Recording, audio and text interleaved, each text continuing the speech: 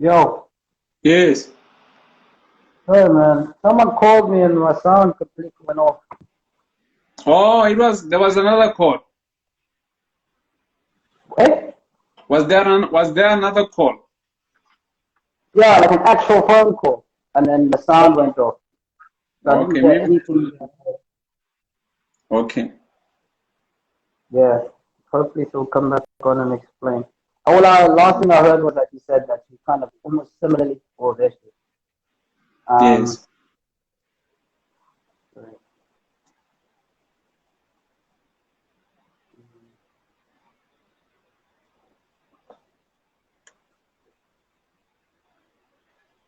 Anyway, were you happy with yesterday's game? Yeah. Oh, it's fine. We can discuss yeah, that yeah. later. Well, I Yeah. come to him now. Yeah. Someone called me and the sound went off. Oh, Oh, okay. you sound like you're echoing, don't you? Yeah, and since am I still Mm. in? I've got the Bluetooth on. No, I think take it off. And now? I think take off the Bluetooth. You sound like you're echoing.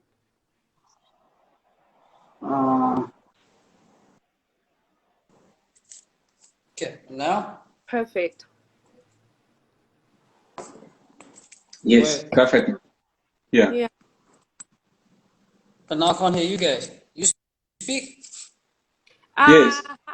Can you hear us now? Can you hear Can't me? hear you. There's something wrong with your phone. It's fine then. We'll Are you do. sure there's no one calling again? I guess we'll do No, whatever. I'll have to. My people are joining in. Hi, people. Hi, Yummy. Talk. Roses Hear and you. butterflies. Can you Okay, hear me? I can hear you. You Yeah. can. Porter, can I talk? Yeah. Yeah, you can talk. Okay, perfect. So what did you say? Oh, is it you grew up religious, granny, mommy? I don't know. I don't know about my mom per se because I was raised by my gran, but I know she went to a different domination of the church. You know, there's different dominations. You get ZCC, you get Anglican, you get what else? What is there? Mm. Yeah, charismatic. Yeah, That's it. yeah, Yeah, there's yeah, plenty. There's exactly, plenty. exactly. So we went to a Mm. charismatic church. We grew up in a charismatic church, but my mom went to her own denomination. But yeah, at home with my grand, it was different.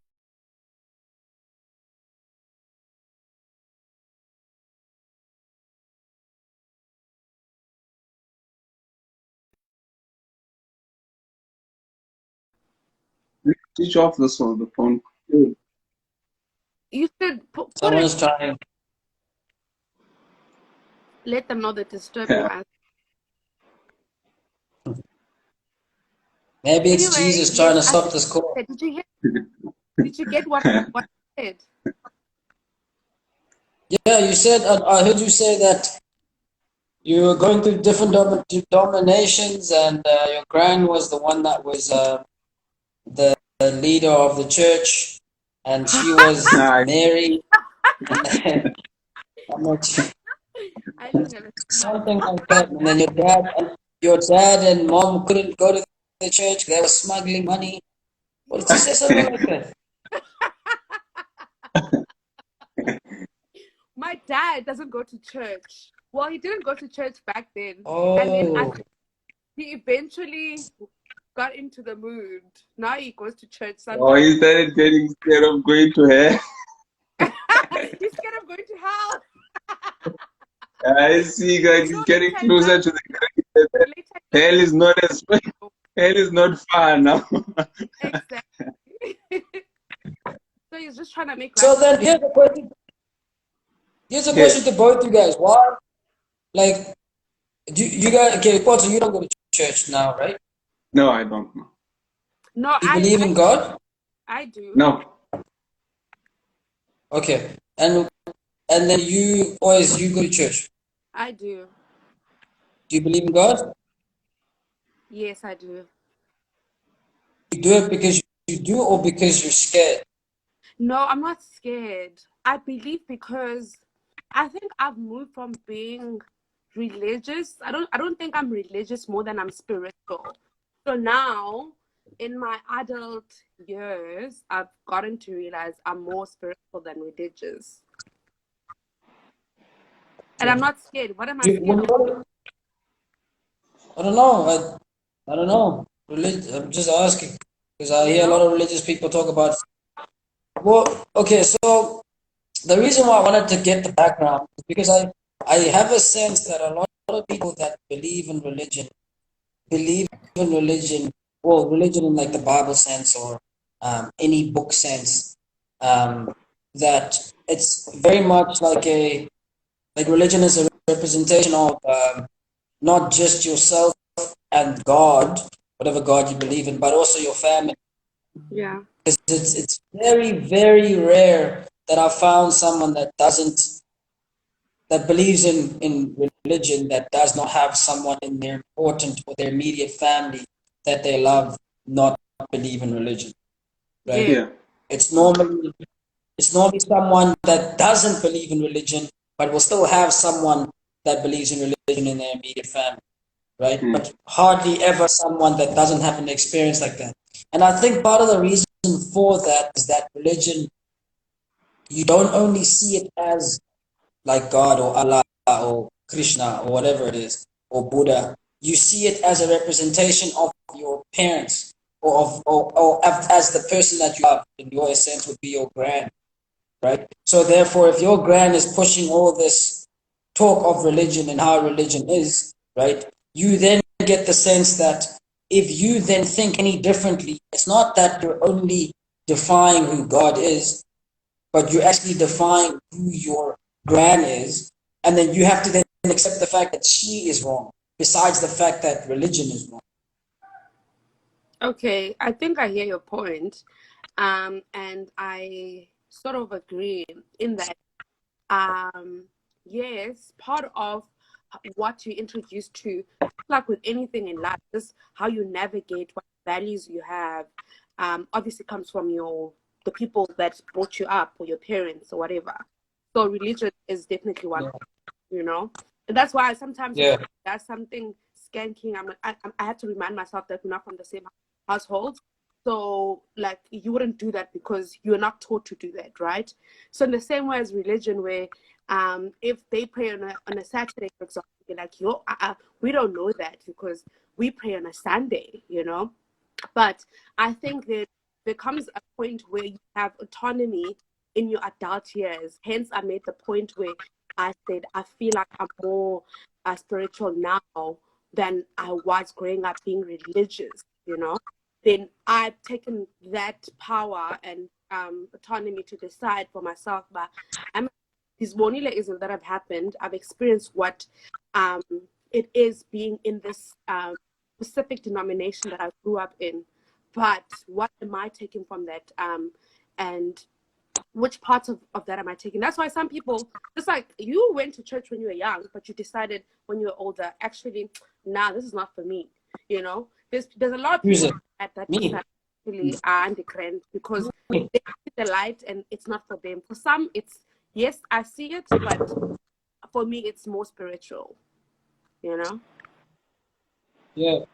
Yeah. The thing is also the biggest difference that I find with religion is that it's not it's not like anything else because logic is kind of very far when it comes to the actual readings and the actual going on with life. Whereas with something else, like here's another example that you made now, like it's like with culture, like with Goluga, for example, right? You brought up to do certain things and to do things at home, like to ukela and all that stuff, right? That also kind of has a religious tone to it, right? And it's like it's almost as if everything that does not make sense logically you can kind of birth together with religion, and everything else that makes sense logically in life is like, oh, okay, well that's further away from religion. That's when we stop using words like belief and things like I am spiritual, things that words that sound nice that kind of don't have a definition. Yeah, well, so in saying that, okay, well, the way I grew up is very different. So yeah, I still don't know today if my parents are religious. Like if my mom and dad are religious. Um, I never grew up in a religious home like that. I don't know if they ever went to church. I don't think so. And it was never a conversation ever. Like I till this day, it's still not. And yeah, and then as I grew up, I'd say like my aunt used to go in there. I know that because she always used to be the, every Sunday come through, wear that whole, that whole uniform and all that stuff, either all green or all blue. I don't even know. Blue and black and white, looking like a school pupil. And she used to go. Yeah, she used to go. So anyway, so I then like one day, I think 1 or 2 days, she took me there. I was so bored. Like I remember being very, very bored. Yeah. And I remember asking to leave, right? And after a while, I was like, I'm actually hungry. Can I leave? Yeah, but I felt a sense of like, when you're in a meeting and you feel as though, look, I want to go, but I don't want everyone to kind of see me go. But at the same time, it's like, and as a child, I just felt that way. Yeah.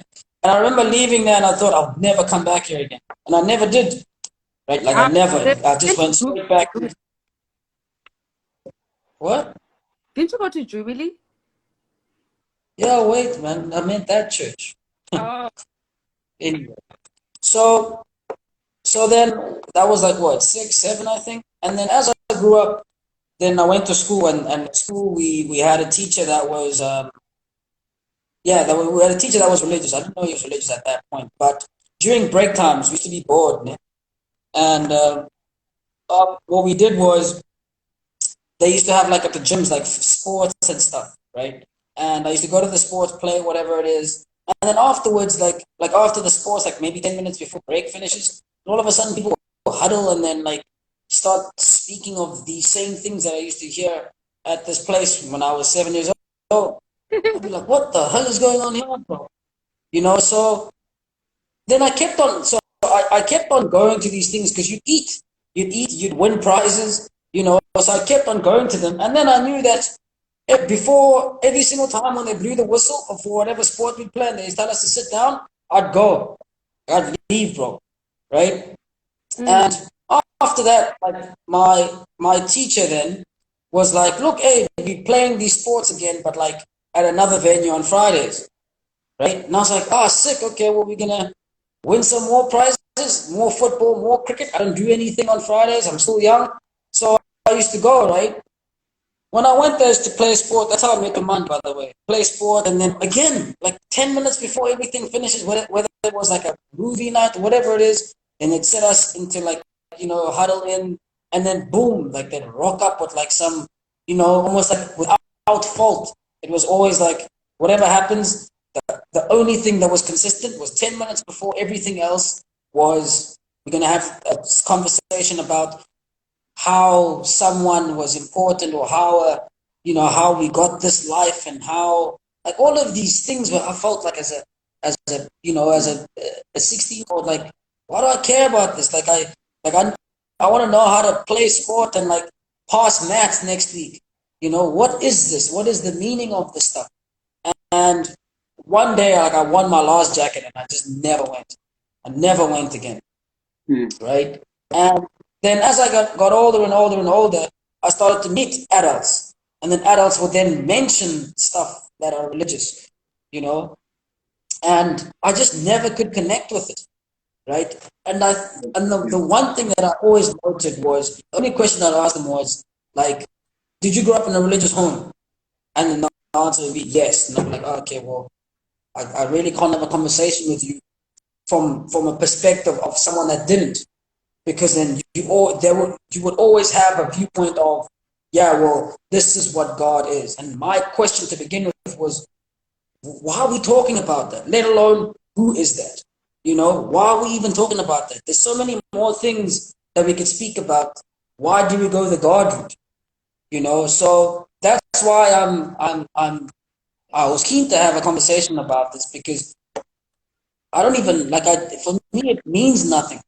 not for me, it means nothing. I know that it means obviously a lot to other people, but I don't like. Again, it's like something like prayer. Like when people mention things like prayer, you know, like I just I just never knew what that is and the reason for it and why it came about or why it's come about. Do you know, Okay. do you know what it is? Do you Yeah. know what it is? Do you know how you just obsessed with Eminem and no one understands it? And you like listen to his music, you literally obsess over him. I think it's the same thing as you like, I mean, there's no reason for you to lure people in and say, yo guys, Eminem is the best rapper in the world. But there's a scripture in the Bible that says people should be encouraged to be lured into the church, which I have very mixed feelings about. So the reason why a lot of people also feel like, why must I know the Bible? It's because of the energy of them feeling like, why don't you do your own thing? Why must I always be led in? Like, what's going on? Everybody's telling me about this God. I don't understand who's this God. And I don't need to understand it. In the same way that I don't need to understand why you're about Eminem. You can go praise him and do what you want to do with your aim. Now, when it comes to Christianity, for example, it's that people are literally encouraged by Pumani Pandle and bring souls into the church.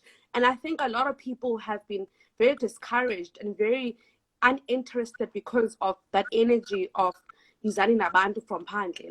Because the people are like, hey man, why must you let people into your own understandings and etc. So yeah. Okay. Yeah. With me, I do, and yeah. For me, I like to be very, very practical about things. And then I cannot deny that religion does not exist. Religion does exist. You see, I'm not saying God, but then I'm saying religion does exist. And then because it exists, it can also be useful. It can be useful, very, very useful, for good and for bad as well. It's a tool. Yeah, just like that is how. Yeah, it's a tool. It's a tool, and then that book that is there, it's a book that is written with the setting, like with those rules of how to apply this tool. You understand?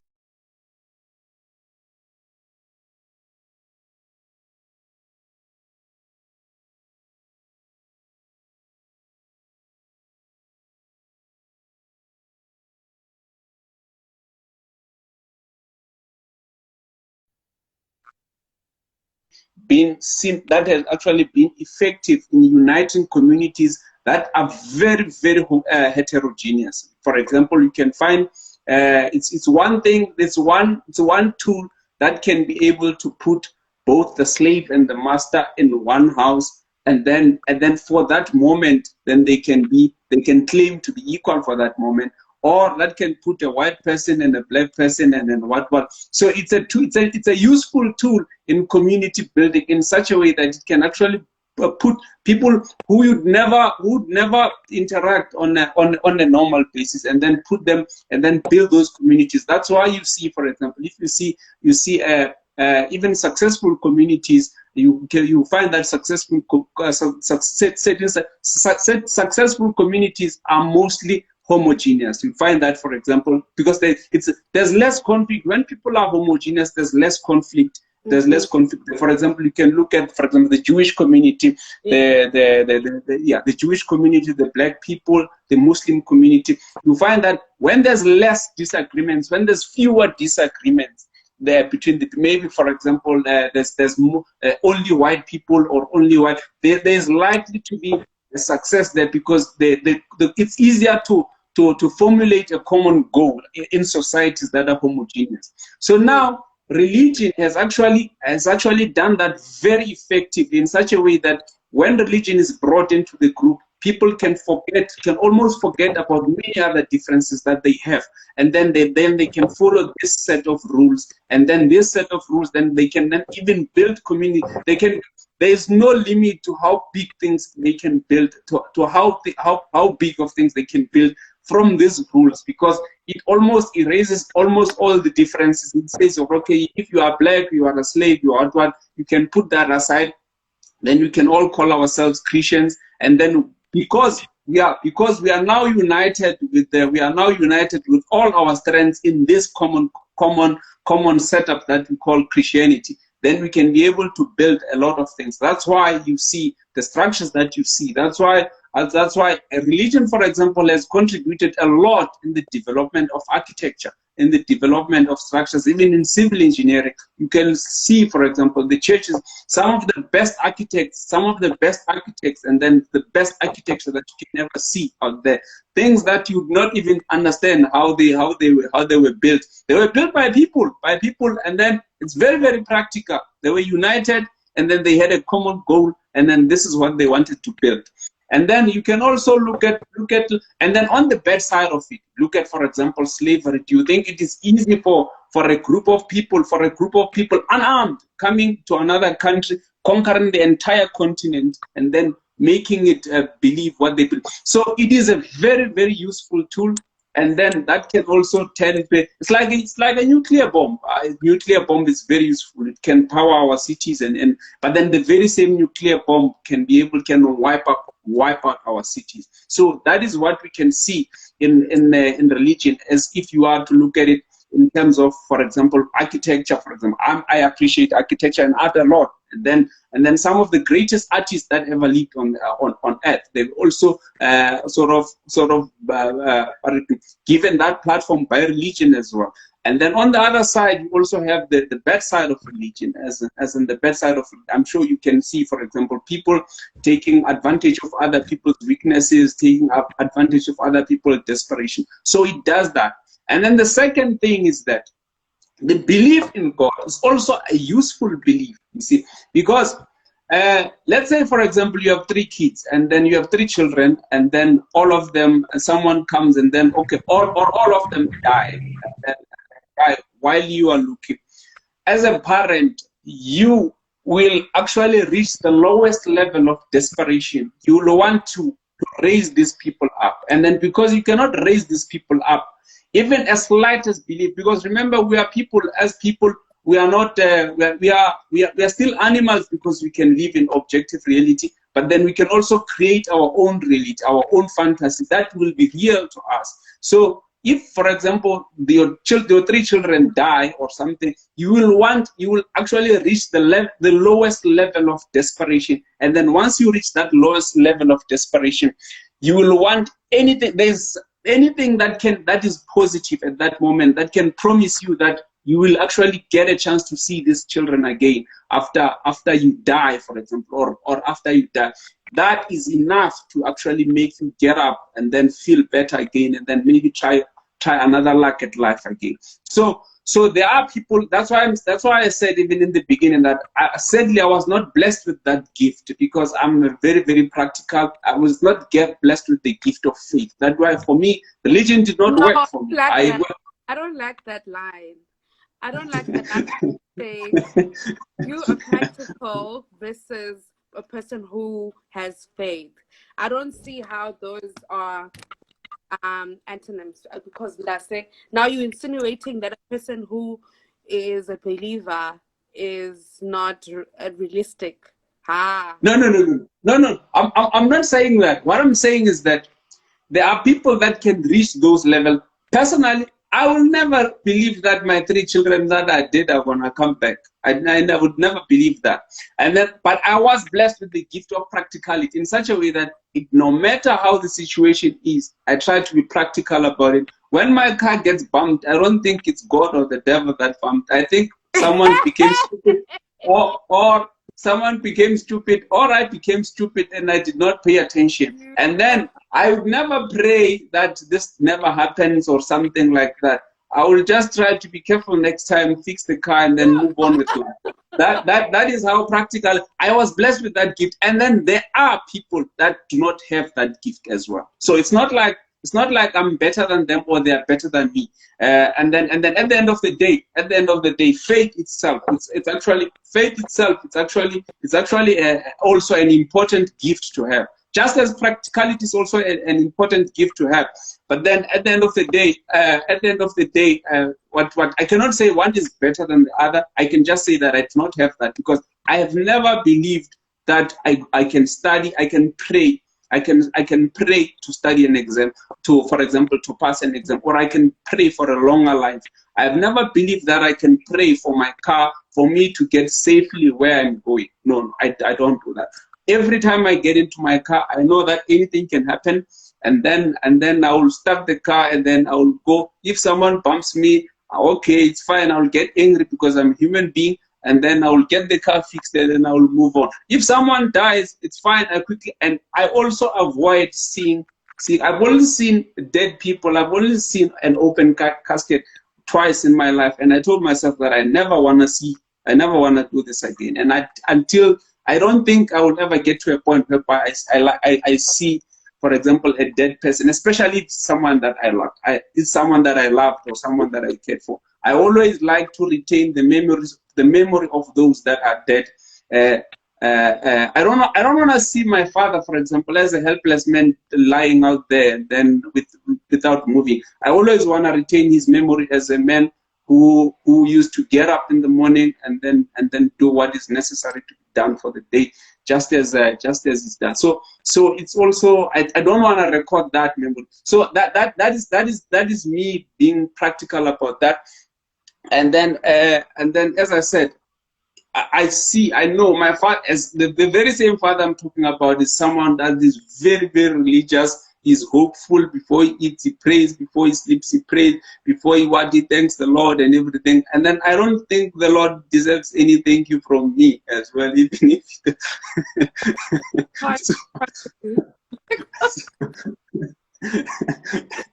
So it is like that.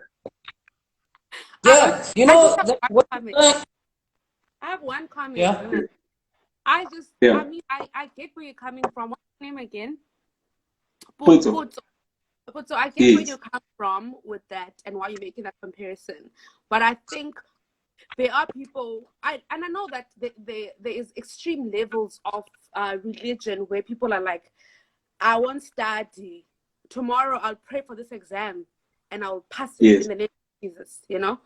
But it's like your high God or whoever you believe in obviously is going to help those who help themselves type of vibe.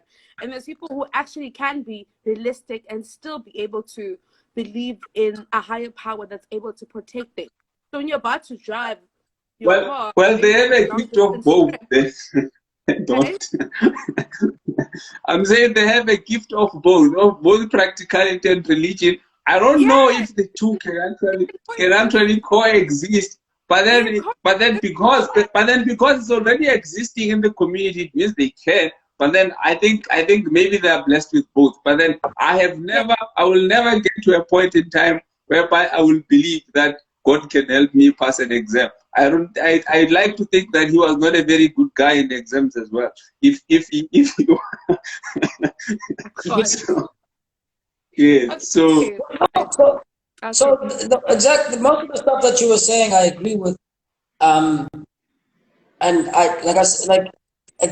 for me, bro, I understand it's like I feel like religion is a structure that is basically the basis of every structure that we live in. And it can have good consequences and it can have bad, it can have good things and it can have bad things. And it's no different to anything. And it can get radical. And I see religion, when it gets radical, no different to feminists that get radical. No different to religious, political activists that get radical. It's no different. It can be positive and it can be negative. Just like as a feminist, you might feel as though you need to fight for women's rights. And of course you do. As a political activist, you might want to fight for poor people. Of course you do. No one wants people to be poor. Of course you do. But now it's like, okay, how are we going to do that? Now it's like, okay, well, how are we going to do that? We're going to then take money from the rich. It's like, no, you're radical. Go on the left. You don't want to talk to you anymore. Same with religion. It's like, okay, of course you want people to have order and have vision and have a life and want to succeed and always think the best for themselves. Okay, so how do we do that? Oh, well, we're going to get on our knees and whisper. It's like, maybe you should stay on the left as well. The question is, what about the lazy people now? Because now Yeah. Because I think the problem that I have with religion, the biggest problem that I have with religion is that of manifestation, whereby people think they can just manifest things, and then also they will say, I believe, I receive it, and I believe, and then yet a thousand Yeah, so years like later, stuff like that. thousand Stuff years like that. I feel as though, yeah, so it's things like that, bro. I feel as though like again, with religion, it's the same thing. It's like you can have good, you can have bad, right? And then as soon as you say as a person, yes, I believe that whatever is in the Bible is the truth and it's the way that things work. It's like, okay, we need to also get rid of you on the right as well, because we know snakes don't fall. We know that people don't get born from ribs. We know that you yeah, can't just manifest and all of a sudden things just rock up onto your lap. We yeah, know that you yeah, actually have to work to be paid for whatever you have to do. You don't just yeah, sit, get on your knees, and all of a sudden whisper to someone at the same time, and then all of a sudden think that things are going to be right. We know that yeah, people can't live in Wales. So as soon as you yeah, tell me that, hey, look, the Bible is the truth and it's the way, it's like, maybe we should put you on the shelf as well, just like the radicals. Then you get yeah, people that say, look, religion, we look at religion as a structure of saying, look, all the stories that are in religion kind of happen in the way that life happens, right? Whereby you can look at jealousy and you can look at envy, you can look at building your goals and trying to go forward and trying to come out of adversity. Then you can look at those stories as an abstract of that and then take that and put it into your life. But if you're going to look at it literally, then you might as well just be like the radical feminists and the radical politicians that then think that, look, the yeah, best way to then to move the culture forward is to then put men down and put women down, or do the yeah, opposite. It's like, no, we need to live in a harmonious thing and we need to actually think for ourselves. Now, the issue yeah, there is obviously like, where are the lines? The lines are blurred type of thing. It's like, okay, do you think that wearing a hijab is right then for women to cover their hair? It's like, I don't know. We have to kind of have a conversation about that. It doesn't hurt anyone, but at the same time, it's like, yeah, what does hair have to do with anything? Logically. yeah, And it's like, well, look, yeah, what if a guy is attracted to your hair? It's like, look, he's probably going to be attracted to your face first before he even sees your hair. So what significance is that? You know, same with wearing a hijab. And then it's the same as like, okay, well, what about men? Why don't men wear headscarves? Like, why is hair not then as important to men as that? And we can then decipher all of those questions and all of those things, and then kind of find a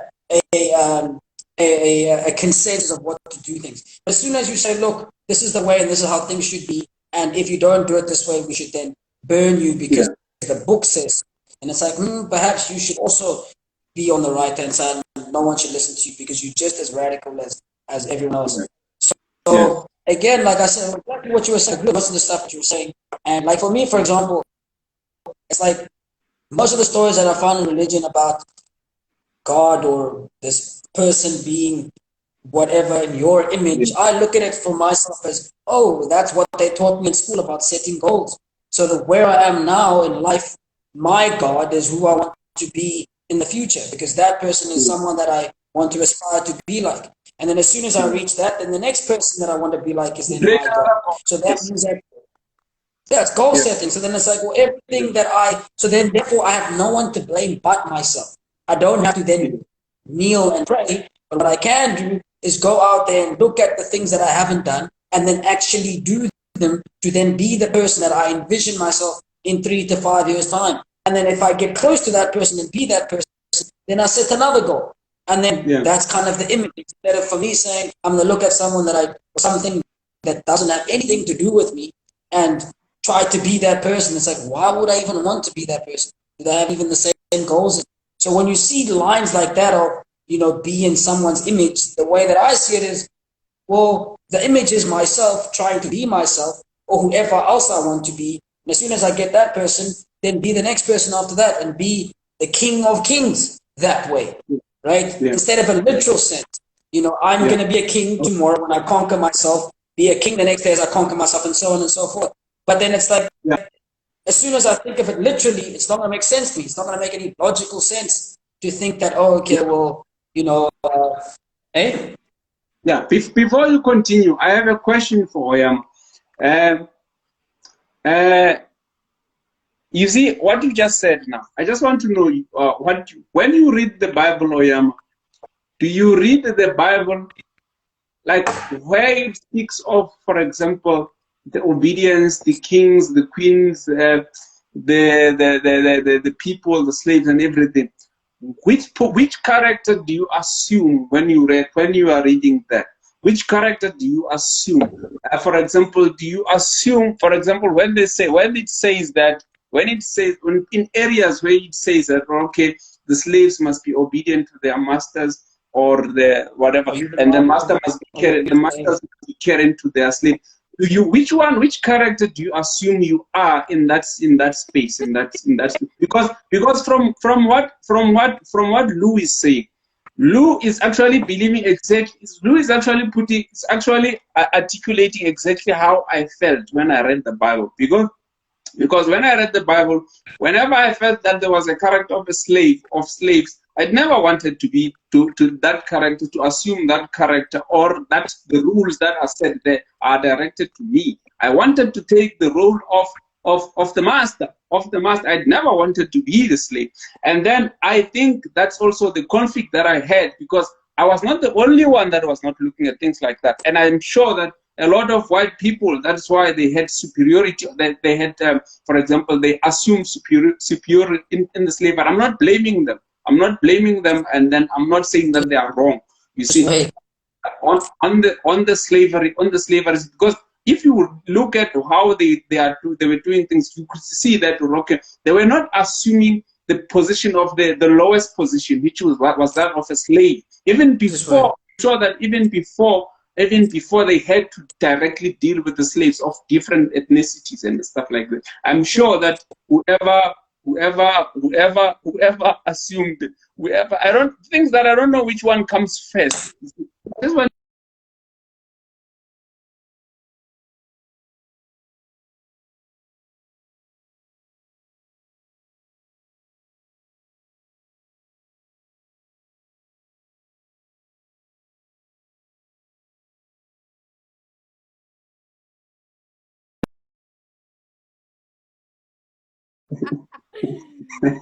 But generally in life, like, why would you want to assume a role that is less than what you think of yourself, generally? Yeah. You know, if you think you are not at the bottom, you're not going to assume that you are a slave. But like I said, it's very brave of you to assume that I read the Bible. Okay. So now you say you guys hear me? yeah. Yeah, you went absent without leave for some minutes there. So welcome back. I didn't hear what you guys said. I heard the question when you asked which person she assumes when she reads the Bible. Yes. And now you want to What know did she my say? answer. I said it's very very, very brave of him to assume that I read the Bible. Okay. So then which person do you assume when you think of a story that's in the Bible that is like this? It's still very brave of you guys to assume that I've read the Bible before, to know of that. No, we're not saying you read it now. I'm saying now when there is a slave. What if I don't know what you're talking about? What if I don't know? Okay.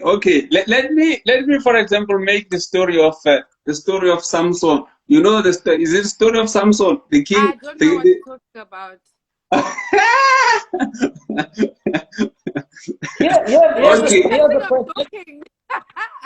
I'm being serious. It's very brave, and I didn't want it to be. I know. I also don't know. Yo. Yeah, because here's a question similar to that. So you know this apartheid, right? Obviously. Yes. Yeah, she knows that, but she cannot say that. She cannot escape now. So when you think of apartheid, would you have been the person that looks at people's passports, or would you be the person that is being asked for your own passport? Which role would you have assumed? If I had the choice to choose, or what? Yes, if you had the choice. Yeah. That's what I said to P, that if you had to select something that's at the bottom of the barrel versus the one that's on top, why would you assume the bottom? So you pick the top. I would definitely always the top, darling. Yeah, even if the top is evil. Okay. Even if the top is evil. Wait, both of you are talking at the same time. Sorry, go. Yeah. No, he's asking, would you choose the top even if the top is evil? Hi, Bo. It's like me asking you guys, do you choose to go to UCT or do you go to a college in I don't know, in Langa? And then you say UCT and you're like, oh, okay, even if it means that there's going to be someone else who's going to go to a college in Langa. How about Gandhi, how does the world work? People are very selfish. Yeah. So obviously, Look, I'm not asking you that. Look, I'm not asking you that try to catch you out or anything. I'm asking that that's what you do because I would do it. I would obviously want to be the person. Everyone will do it. Yes, okay. Dango. So now that being said, is it fair to now continue blaming white people for racism or blaming white people for apartheid or for any of those things? Is it wrong to blame white people for choosing what was favorable for them to choose on the other? So basically what I'm trying to say is that we are saying that we would also, what she's saying and what we are all saying, we are saying that should we have been born, should we have the chance, the opportunity, for example, to colonize other nations and live soft, would do that exactly the same thing, would in a heartbeat. So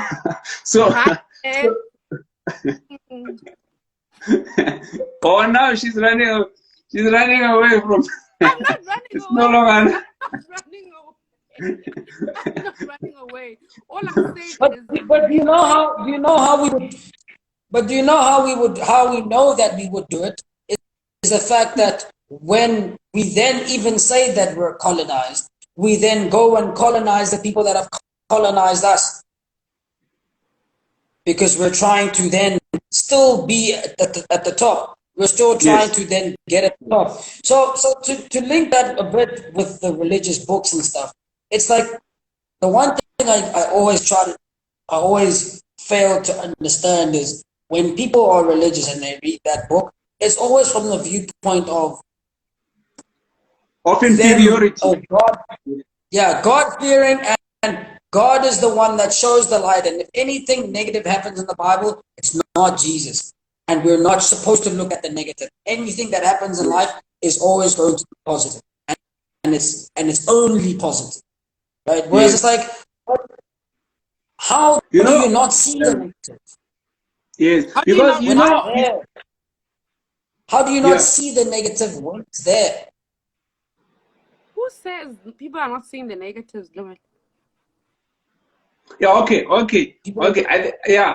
think we are a bit we are a bit going around the we are a bit getting beating around the bush. But then I think what I'm trying to say, on my side, what I'm trying to say is that because we are scared to hold God accountable. We think that God is so that is also the reason why I left religion. It's also because these people are scared to hold God accountable. They are saying that God created everything and then is responsible for everything, but then not the bad. So but then once it becomes bad, then it becomes a responsibility of the devil. And then yes. So now we are in a place whereby God can never be wrong, but then He is doing things that don't make us feel good. God is doing that. How do you know? You said. But how do you know He's doing good? No. Let him answer that, because he said it. I didn't say he does good, but he's saying that he's doing bad. So how does he know that? No, okay. People Well, I that didn't hear him people say that that okay. he knows Yeah, that people God is doing good. yeah, people, He's saying that if yeah. you're going to say that God is doing good, then why can't you equally say that God is doing bad? The thing is, I'm asking that because I didn't say God is doing good, right? And he's the one who said God is doing bad. And for a person who doesn't believe of such a thing or such a person or such a spirit existing, how does he know that God does bad? Is my question. Okay, no, every time, okay, you must again. I think I must also remind you that whenever I talk of God or of religion, I'm no longer talking of God as an. I'm not talking of God as a character. Hi.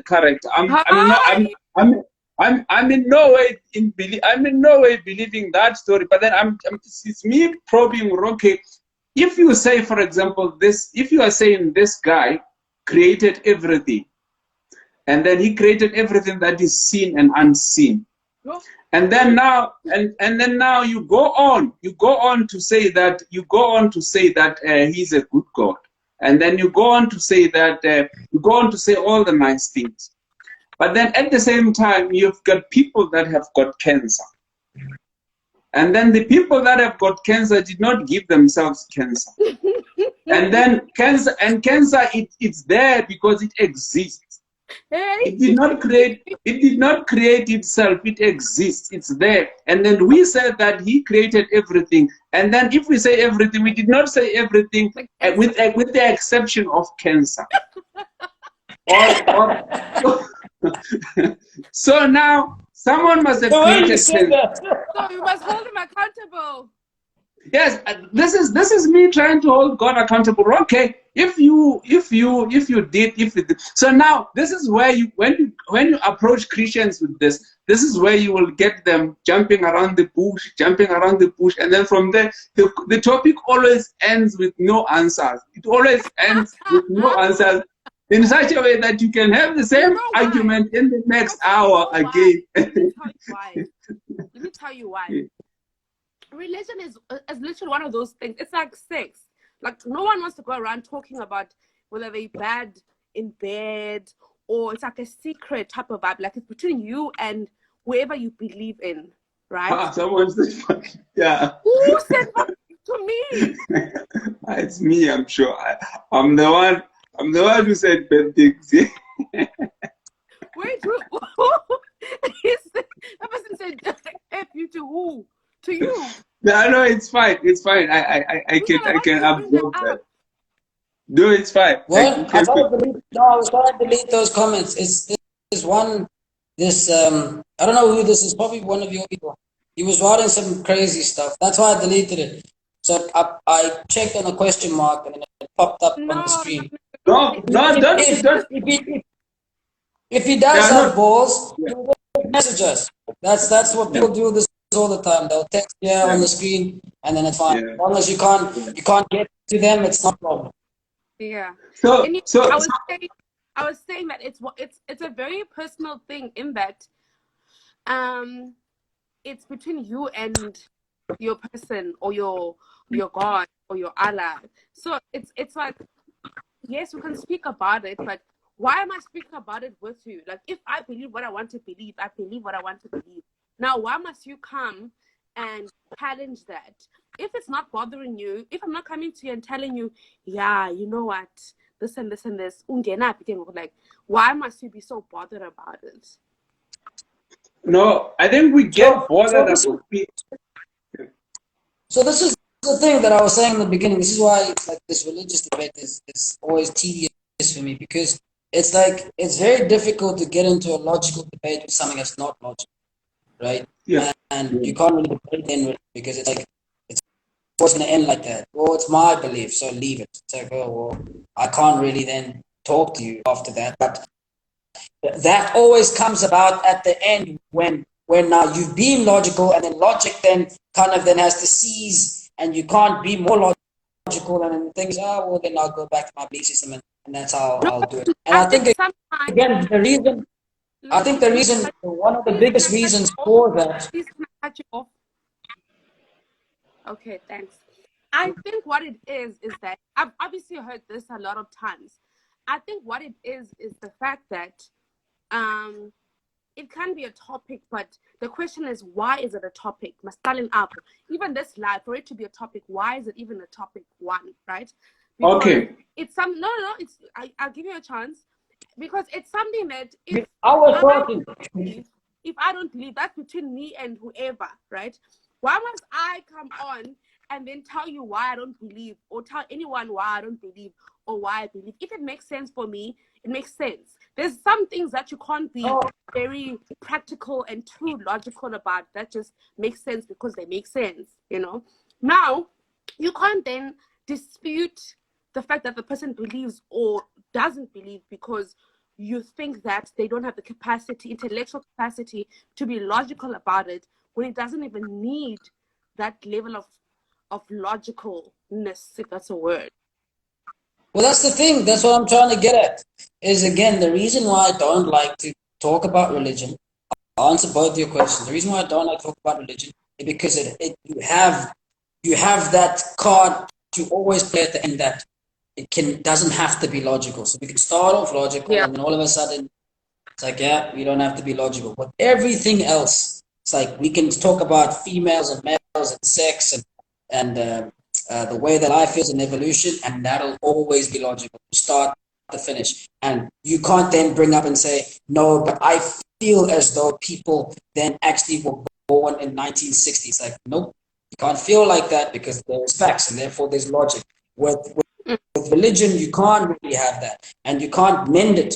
That's why there's still belief systems around, because even if logic will kind of push against religion, because religion just shut the door and say, nope, no, we're just talking about belief now. We're talking about, whatever it is. So I don't like to have a conversation. But the reason why we're having a conversation about this is because I think religion is the basis of everything, right? The fact that again, Interesting that you say that. No, yeah, for sure. think, So I think religion is the basis of everything. But the way that you see religion is the difference. So again, it's like, but like I said again, it's like the way that I wake up to go and do something, even though I know that life is difficult, right? There's a religious substructure in that of always trying to push forth and do whatever you can do to be better today than you were tomorrow. That's one of the stories in the religious Bible is, well, just carry whatever load that you have and go wherever you need to be so that you can be better tomorrow, right? It's the same with the Cain and Abel story, for example. It's the same with friendships. It's like there's Jesse, there's you trying to be better and to be seen by your father like that, or by other people that you're better. And there's someone that's going to then make you feel the opposite, and you feel like you have to eliminate that person for you to then be a person that then is better than that person. But by you eliminating them, you then realize that you now have nothing to compare against. Therefore, you can't actually get better. You probably will always stay stagnant. So sometimes having someone there that is going to challenge you is exactly the reason why you move forward. So again, stories like that for me are kind of like, okay, well, that makes sense. Same with work, same with friendships. It's like, yeah, perhaps having a work colleague that is very difficult is the one way that you would grow from whatever position that you're at into another position. Because if everyone was living harmoniously, then it's like, well, then what's the point? How are you going to grow? So when I look at religion in that sense, I then can make sense of it to say, oh, now I see what the stories actually mean, right? I see what living in a whale would actually mean, right? It's like, well, I'm in a space, I'm in an apartment, and in this apartment, I feel like I'm confined in this. Or I can make it even deeper and say, well, I'm in a country and I'm confined in that. Or even deeper than that and say, well, I'm in a province or a continent, and I'm confined in this. And what am I supposed to do? And now there's COVID. So now I need to make use of whatever I have now, whatever it is. So it's an abstract from that actual story. I can't take that story literally because I know that I can't live in a whale, but I know that, I can be confined in a space with limited resources. And from that, then I can then use those resources to try to then gather everything that I can to still be the better of myself. So that's what I'm saying.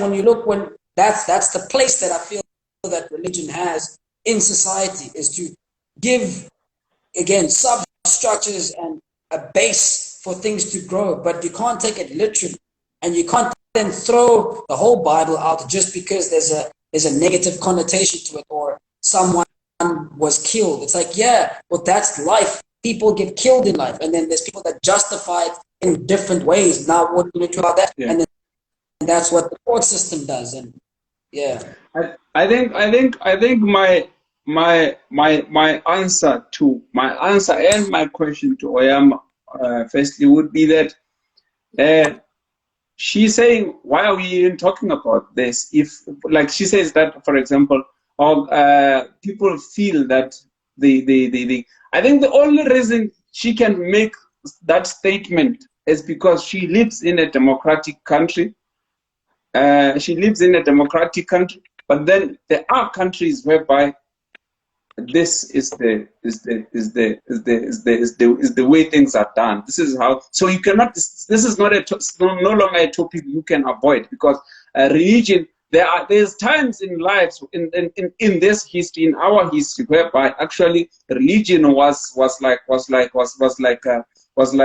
you call, was like the constitution, was like how countries were run and how nations were run. So it's not something that we can avoid. So you and I only enjoy the fruits of talking about religion in a personal, in a subjective and personal way, because no one is going to come and then shoot you for not believing what they believe. You see, so it's not something that it's not as much. Again, you must also remember again that, as I said, that this is a very, very useful tool in the society, and then it has built societies, and again, societies have also crumbled under it. You see, so it's not a personal thing. So religion has never been a personal thing. Religion has never, like, even if it was a personal thing, but then remember, as people, we are social beings. We are social beings, and then this was one of the tools that was actually used in order to keep people social, to keep societies running, to keep people having one common belief. So it's only now that we can actually have that feeling, that belief of, okay, I can pray in my little room, and then I can pray in my little room, and then I can believe what I want to believe, because it's only because it's the same thing that I always say about, for example, about being an adult. For example, we only call 18-year-olds adults because we have got money to fund unemployed 18-year-olds. There are countries whereby a 12-year-old already has to think like a man, because he already has to think like a man because the dad got bombed and is likely never gonna come back home. There are countries whereby people, the same thing as having the same thing of having one child. There are countries whereby people have to have many children because people die during birth. In fact, there was a time whereby we only right now, it's only recently that we are almost certain that when someone is pregnant, they're going to give birth to a healthy child. People used to die at birth. People used to, as natural as it is, people used to die at birth, and then children used to die at birth. So what she is saying, it's basically one of the privileges that we have right now, that we can actually afford to think that religion is something that is personal. It's no longer communal, because no one is going to come and then kill you for not believing their God. And then it's also now that we can actually think that a 12-year-old is a child, or an 18-year-old. An 18-year-old is a child, is an adult. Because we can be able to fund people. We are rich, we can be able to fund. But then there are countries whereby an 18-year-old already is ready to die already to die in war. And then there was also times when such things used to happen. So these are our topic in this today is actually in fact, your statement, I think, are actually also based on the privileges that we have today. But it does not mean that they are going to last. There will be there's going to be another barbarian at the gate who says, okay, I no longer want you to believe in Christianity, now the whole country is gonna turn, and then maybe turn into being what? It's gonna turn into being the religion of that time. Maybe let's say it can be Muslim, it can be whatever religion, and then you're gonna have to come and then join. If you don't want, you're gonna kill until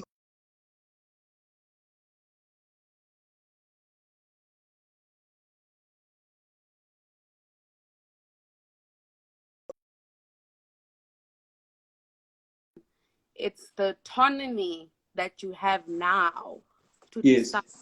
Even like, I think even when you're born, you still have the autonomy, but you don't know of any teaching, so you can't make a decision based on nothing. Yes. But when you are born into a certain system and you're engraved in it, and that's all you know, when you're grown and you have a brain to make choices, you'll use those choices, and you use the autonomy to decide. But okay, type about, okay, no, Lena makes sense, but that one doesn't make sense personally for me, because the system that I'm in allows me to do that, right? So in this context, then it's a case of, if Lungaelo disagrees with me and I disagree with you, so we all have opposing things or perspectives rather on a certain topic, then it's like, okay, now we can have that, but what we clearly deciding on here is that everyone clearly has an idea of what religion is and what it is for them and for their own experiences. And obviously this comes to the fact that there's just so much within the religion word in itself, right? Yes. Some people look at it as it's just God. For some, it's just a belief. For some, it's a slavery thing. For some, it's this is why Black people are this way because of this specific Bible. That's why I'm then saying you can't then say, yeah, let's be logical about it and just cut it at that, because then everyone has a different idea of what it is. But there should be a consensus of clearly it's a way of some people's lives, and it's a way of how a system would work properly in the world, and it's worked, and it works for some people in specific ways that we've mentioned, right? So now I think the most logical thing to do then in such a topic is, for example, it's religion and sex. How do we merge the two topics to speak about something actually that's very practical? That sex is something that everybody knows, and everybody it's as natural as taking a piss. Sex is as natural as taking a piss. No one came here. Well, I don't know if there's anyone. If there's anyone, logic in that. Based on what you know on this religion. If you've been in conversations where you've never gotten a conclusion that you've wanted based on this topic, then come on. Then let's move to a consensus where we all clearly here acknowledging the fact that it's a way of life for some people, and it's a system that works for some people. It's a way of order. It's a way of different things for different people. But now, going back to the topic, is now let's make it logical and based on what we all think about what religion is and what it says about sex. Then we can talk. Well, for now, I think what I can say about religion for now, all I can say, the only one thing that I could say about religion now is that as much as I don't believe in it, it's very useful. It's a very, very useful tool. And then for that, I respect it for that. It's a very, very, very the most useful tool that we can have. Yes. And the results say so. Even if I were to deny that, it doesn't exist, as much as I don't believe in God, but then the results of religion, of the structures of religion are there. The results of the structures of religion, or the results or the output that has been acquired from having religion is there to be seen. It's noticed. Is there to be seen, and then good and bad. When I say result, I don't mean, when I say it's useful, again, I don't just mean that it's only useful because you can be useful in doing bad. It can also be useful in doing good. And then the results are there because they are practical. They can be seen by everyone, even the one who does not believe in God. They are there, you see. So I think maybe we can move to sex. Maybe sex is gonna. We're gonna. So what my last point before we get into sex is, so religion. The reason why it's not about this conversation was not about Christianity or anything like that is because, again, like I said, religion is a global thing. It's the way of life. The fact that we have this conversation is because we believe in something and we have faith about things that we believe in, regardless of the viewpoints. We might even say that the viewpoints are like a microcosm of the different religions themselves. So that's and then again, like I said, the way I see it with all the stories that are in every kind of religious thing makes sense in the way that life is. Like again, all these stories that we know about, all these cartoons that we know about, Superman and all of that, they all have villains, they all have problems, they all have this one talent or superpower, and all the things that the reason why we even excited to watch things like that is because they make sense, because that's how life is. Life is a religion again. So they make sense that, oh, okay, well, everyone wants the good guy to always win, because you always want the good inside you to always prosper over the bad inside. You know? And the good guy never wins. What? I'm saying, and the good guy never wins. Oh no, shut me down. Oh no, the good guy always wins. Or the good guy at least will. So the good guy will always win in the sense that even if he doesn't win in a positive way, he then teaches you something. Yeah. You know, so you always want something to happen in that sense. Again, even with you, it's like every time you have decisions, your decisions are never about what's good and what's better. It's always about what's bad and what's less bad. So you always want to make sure that you pick the lesser evil. You always want to make sure that you pick the one that's going to do the less damage, because they're both going to do damage. And again, that's part of what you're doing all the time, every day is, well, I'm going to eat that instead of that because that's going to be better than that. But I know that, you know, there's also going to be something that's negative towards it. So I think religion is useful in that sense when you see it that way, when you look at it as a global sense of, I can make something like that part of my life. And that's why you can't divorce that with life, because everything that you do is religion.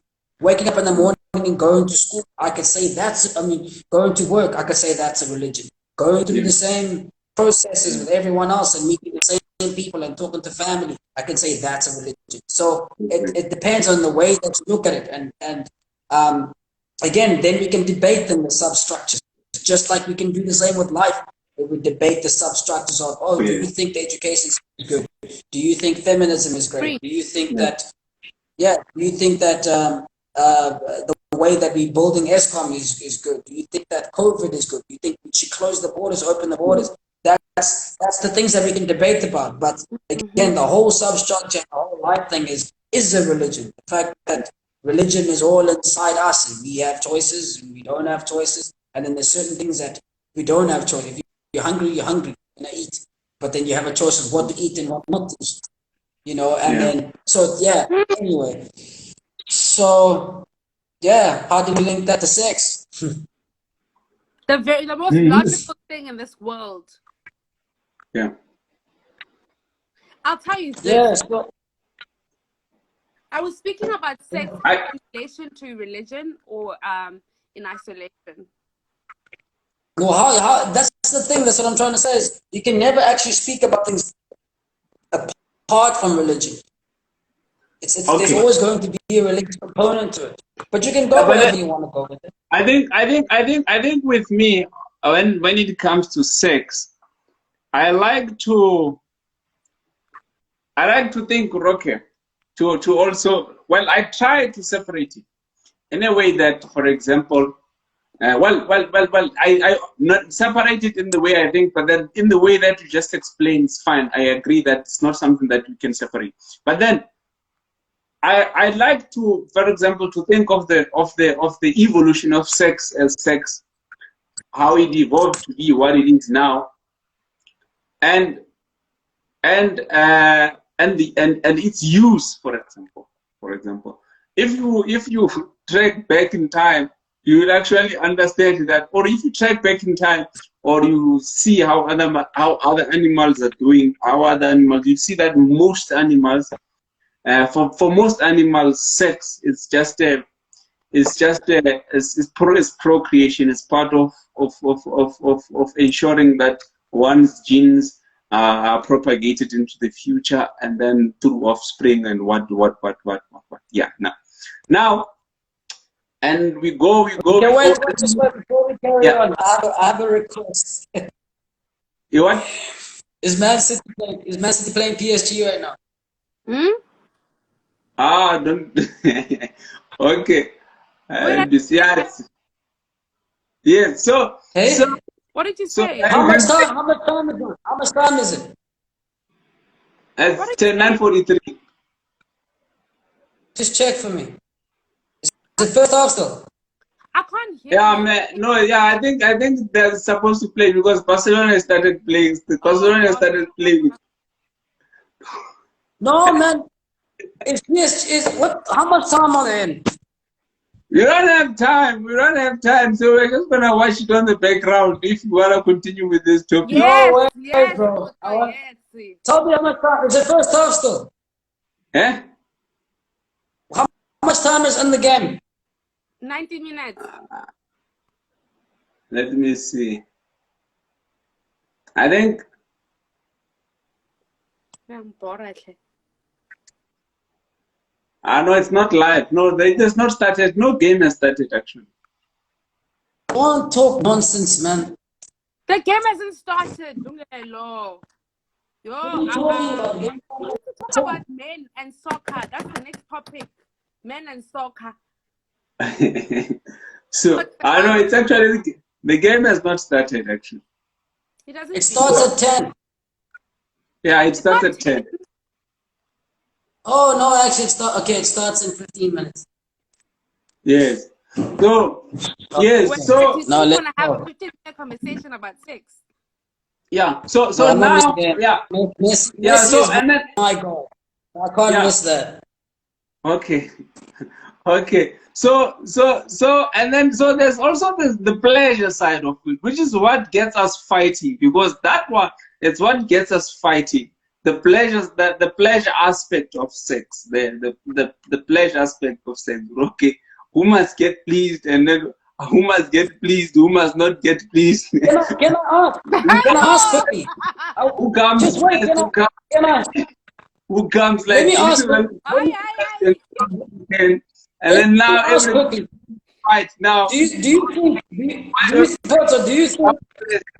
think that nature made sex pleasurable, right? So that to give as an incentive for people to keep having it to then procreate?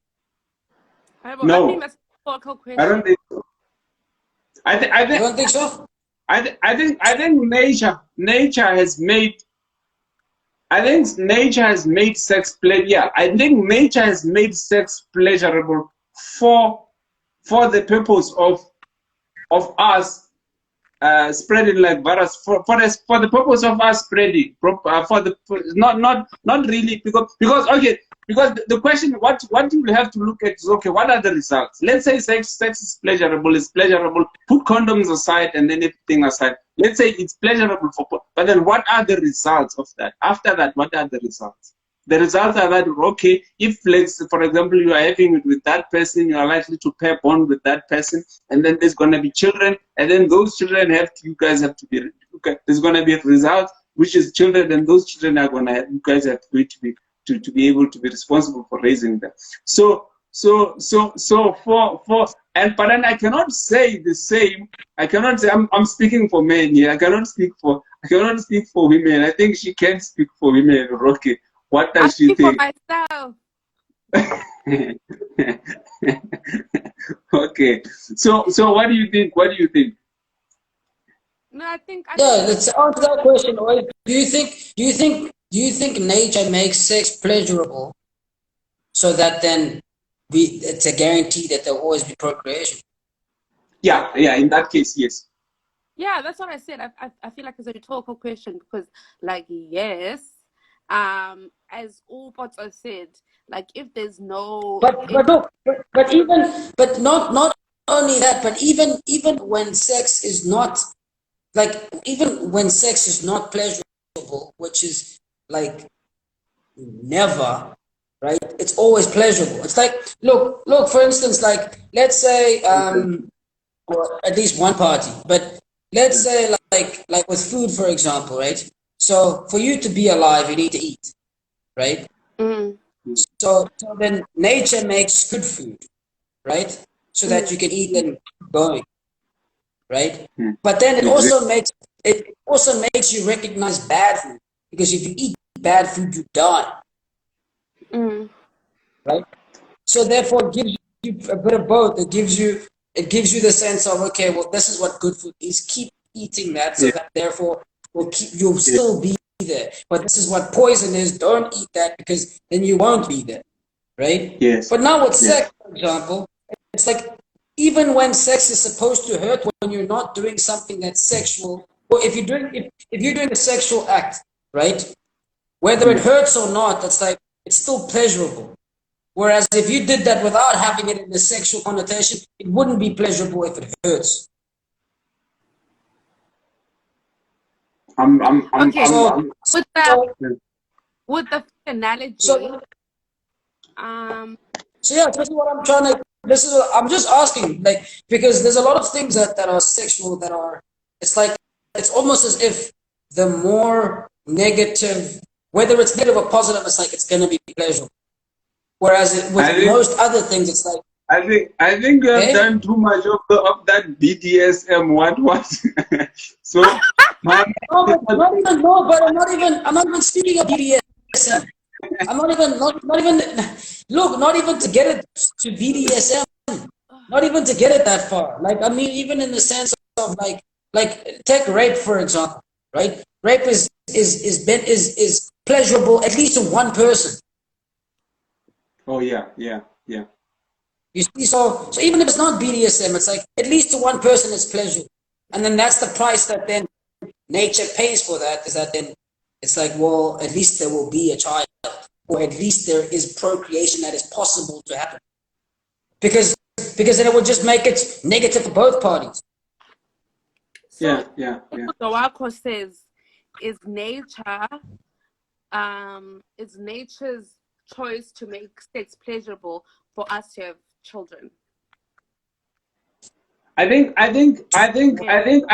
what he basically said, he just basically said, nature does not care. Nature doesn't care whether you it basically, nature doesn't give a fuck, because what is happening with for example, procreation, whether you are not enjoying, there's always one who's gonna have pleasure in sex. There can be there's always gonna be one or two, and then if it's not the other one, it does not also mean that procreation will be.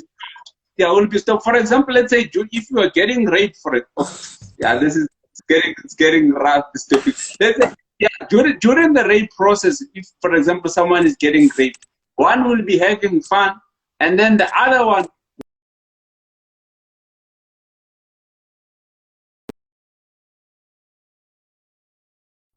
There's gonna be conception. In the same concept where if you're hungry, you can have lasagna that I made that's very delicious, or you can have stale bread that this other person made, you know. But either way, you're still full. Yeah.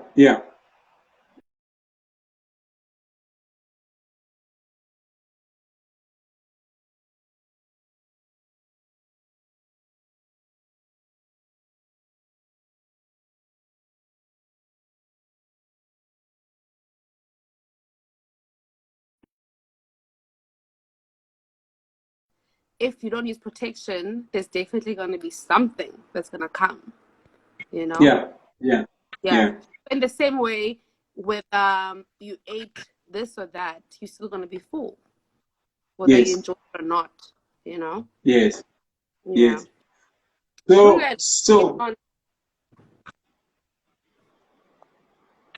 can you hear? You are taking unauthorized breaks there, I see. Listen.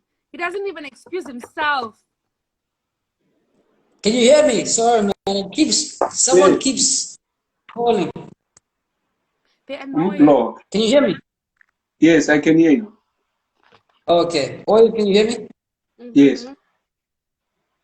Okay, so sorry, I got cut off for a while there. So yeah, so well, my question was, I don't know what you guys said, but No, my we question asked was, them. We asked okay, well, I didn't get it. guys. We don't. We're moving now. We are moving. Okay. Yeah, but basically what we agreed on was what we agreed upon was that uh, it does not really for like I think this highlights the main purpose of sex. That the main purpose of sex at the end of the day is procreation. Just as the main purpose of eating is so that you can have enough nutrients to then live, for example. So whether one enjoys the process or the two, whether one enjoys the process and the other one doesn't, or the two, the effect is that once the seed is transferred, there's going to be life created there, and I think that is also, I think that is the part whereby I see that is the part whereby I also see that I also say that God Himself is not unfair in such a way that for men to be able, for a baby to be born, a man must reach his a man must reach his orgasm, but then for a woman it's not the same.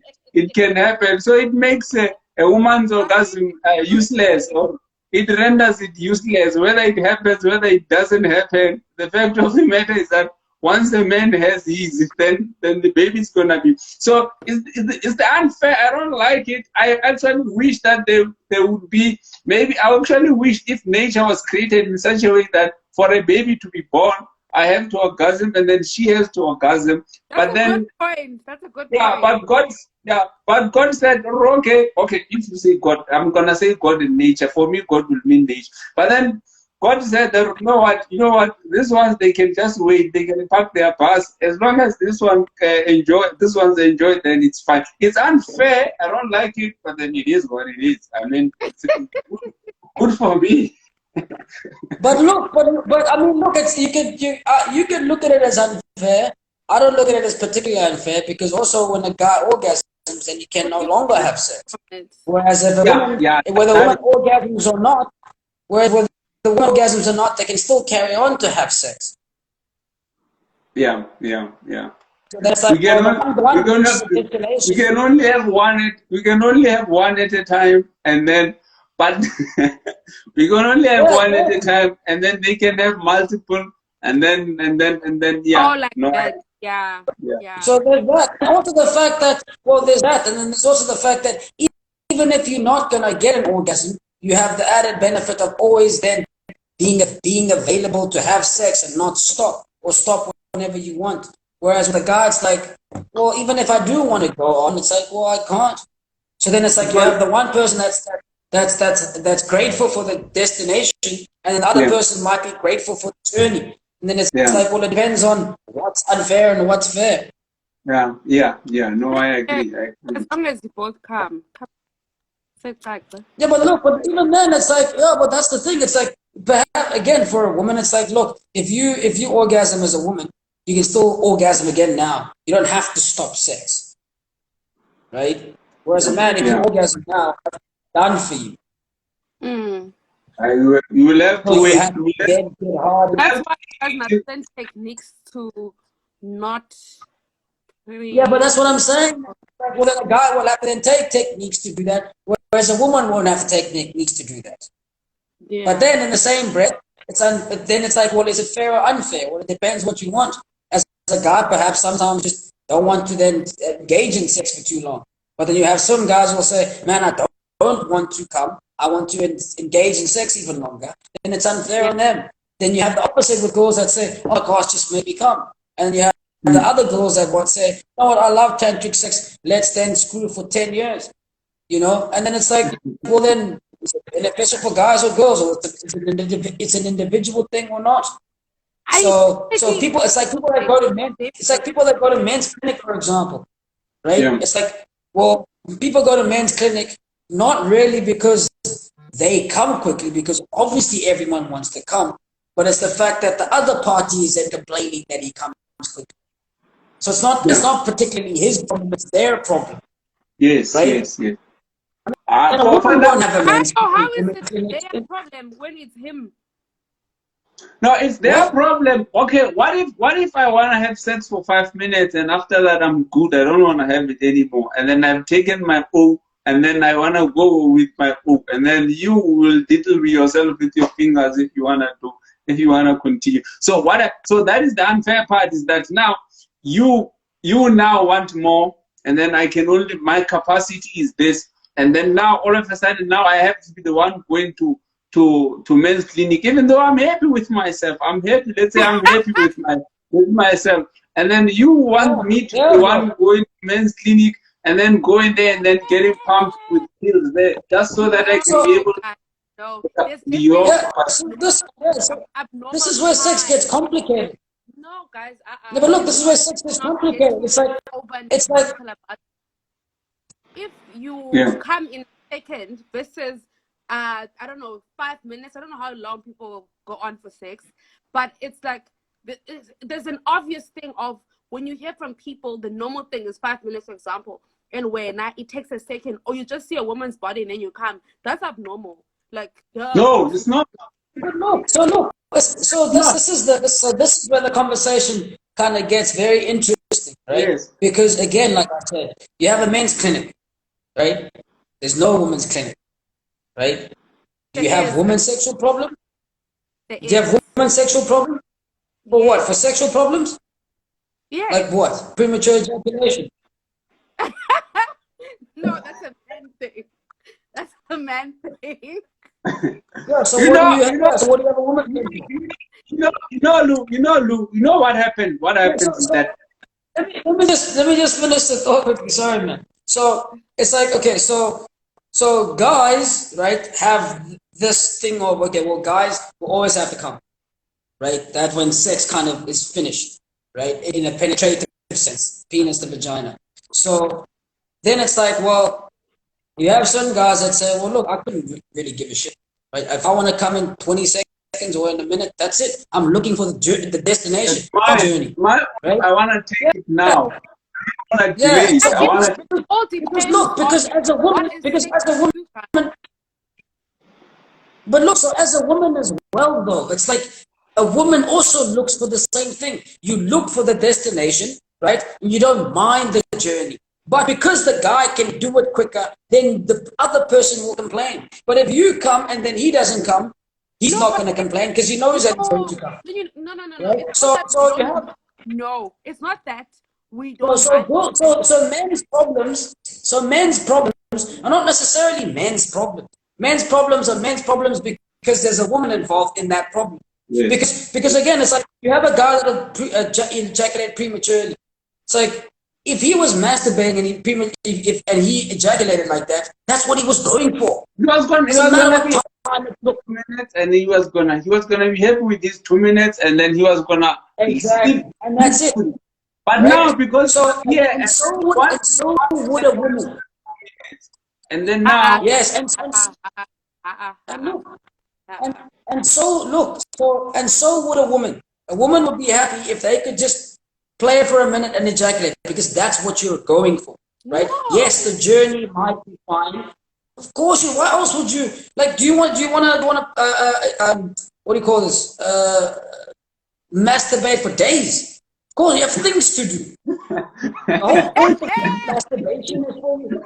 The whole point of masturbation is for you to ejaculate. Please give me a chance. I feel so you want to get to the destination. You want to get to the destination, right? But you may want to take a few cabs, but then you may want to take a few cabs, but then at the end of the day, you want your big O. So the question is that would you delay that big O?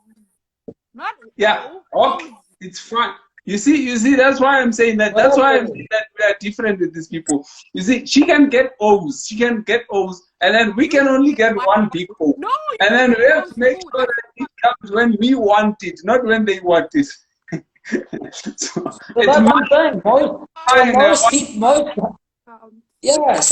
even like, look, even if a guy wants to hold back and not ejaculate, right? It's because he wants to pleasure the woman more. It's texting him. It's texting him. to do that. Why would it text you? Why don't you, like, okay, when you say it's texting you, it means that you're not necessarily enjoying the process of you pleasing your partner. And that alone is a red flag. It's a choice. No, it's a choice. It's a red flag. Why? No, it's not a red flag. Why is it a red flag? Because you're being selfish. And don't use terms like red flags here as well, man. Okay? What did you say? Don't use terms like red flag. Don't use terms like red flags. It's not a thing. It's a thing, actually. It's a thing. A red flag meaning no one wants to have sex with a guy like that, with a guy who just wants to just get to where he wants to go to without acknowledging that for women, it's a process. So to answer, well, not to answer. So look, so that's the thing. So look, it's a process for both people. So for you to say we don't mind the process, no, it's not like we don't mind the process. We need the process in order to get to where we need to get to. And that's where there is conflict in, oh, who wants to come first? Oh, if the man comes, then that's it. Which is obviously unfair because it's not a conflict. What is not possible now? I'm saying it's not a conflict. No, I'm not saying that it's conflict. The people that complain are not guys. Okay. I'm saying it's not a conflict. No, well, it's a conflict to us because then we don't want to have sex with women. Yes, it's a conflict to women. That's what I'm saying. So look, yeah, so what I'm guys, because you guys are selfish and you just want to come alone. Not that. So look, so if you could come, look, let's say a woman, every time a woman comes, right, they could not have sex. Let's say that was the case, right? Okay. Would you, after you come and you can't have sex, would it be fair for me to call you selfish? What? Would it be fair for me to call you selfish? She heard you perfectly. She heard you perfectly. She is asking her now if biologically, meaning that without your control, after having sex or after coming, after having your orgasm, you could not have sex immediately after that, or let's say 2 minutes after that, let's say 2 seconds after that. Would it be fair for a man to call you selfish? If that was okay, now listen to me. Go by chance. Because I see where you're going with that. If you acknowledge that for men, it can be as quick as, I don't know, a sloppy BJ, or they don't need to go all the way. In fact, they just need your hand. And you know that for a woman, it takes longer. And this is someone that you actually want to please. Why is there no consensus of, okay, I know you take 10 minutes and I take 5 minutes. So let's go with this timing of you're going to take longer and I'm going to be quicker. So let me start with you, you know? I think a lot of men don't understand that women need time, right? So now... Okay, look. So in the same breath, you can say that if you know you take 10 minutes and you know I take 5 minutes, why would you not be selfless enough to make sure that by the time I get my 5 minutes, you're already at yours? How do I alone ensure that when my man is there? Why is my man not interacting with us? I'm gonna we're together in this. Why must I be ensuring that I get to the 10 minutes before we get to your 5 minutes? Okay. Wait a minute. Let's say your boyfriend tells you that. You know what, babe? Now I come after 2 minutes. Biological. After 2 minutes, I come.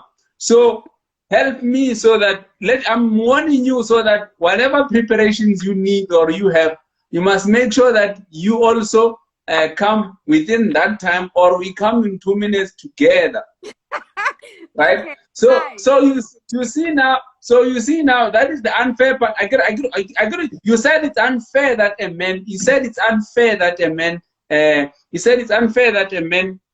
That will want to come and then you then will be left there hanging. It's unfair, and I'm not disputing that. I'm not disputing your complaint. But then what I'm saying is that a man, after a man has his orgasm, he cannot be able to continue. Or he will need to then recharge first. So will it be? Yeah. So will it be fair if it? Yeah. Will it be fair if he tells you that, okay, now I'm going to have my big O in 2 minutes. That is the maximum that I can make, that I can take. Can you make sure that whatever packing that you need to do, you pack, and then you pack your things, and then you'll be done by then? Will he be fair if he says that? I guess. Here's two things. You'll answer that as well. Here's two things. One is that it's like, so as a guy, if a guy gets hard, right? He's hard for whatever reason that he's hard, because he's gotten himself to a point where he can now have sex, and he gets to a chick and that chick is dry. Is she selfish? So I didn't hear the last part. I just heard when if a guy is hard, you never hear these questions. If a guy is hard, no. and he's ready to have sex. If a guy is hard and he's ready to have sex, and the girl is dry, right? Is she selfish?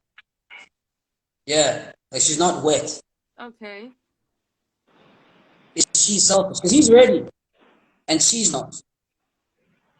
Okay. So whose responsibility? So is she selfish? And whose responsibility is it for her to get? Because he did it by himself. But guys, who are you having sex with? Hi. No, I'm not. He doesn't answer the question. He doesn't want to answer the question. The question with the question. You know what? I'm actually changing. Yeah, so that's the first question. That's the first question. That's the first question. Right? Because now. So that's the first question. No, that's the first question, right? Because if a female, so if a female is ready to have sex and she's wet, and a guy is not, and a guy is not hard, right? Yes. Right? Who's selfish and who must get themselves ready? Okay, guys. Unibuza izinto that are very obvious, because we know for men it takes just looking at a woman for sometimes if you know. So wait. Before, okay. So the second question to that. Sorry. The second question to that, right, is that men don't have problems like this with women that can come all the time. So then, who is the actual outlier here? Is it men that come quickly, or is it women that are actually not ever coming or taking long to come? Because a woman that can have multiple orgasms, that can have an orgasm now, it's men who can't please women. That's what. But look, what I'm saying. Okay, look. So again, what I'm saying is that women that can come, right, and that can come quickly, and they know how to make themselves come and ready, don't have problems with men that can do this. Right? Yes. Yeah. And men don't complain of women like that. Men don't ever complain of women like that. The only complaints that you will ever hear is women that don't come. Yes. Or women that take long to come. Wait.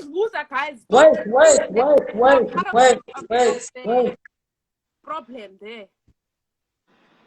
Yeah? So this is what I'm asking. So who is the problem and who's the outlier? Because you have a man and you have a woman. This woman, right, can come or can make herself come or can get herself ready, right? Or can come as quick as the guy, if not even quicker, right? And you have a guy that'll always come. Because guys will always come when they have sex. Most guys, right? Then you have a woman on the other side that takes long to come, right? Takes long to be wet or doesn't come, right? These two never have problems sexually, right? But these two do, right? But when these two have problems sexually, who's the one that actually has the problem?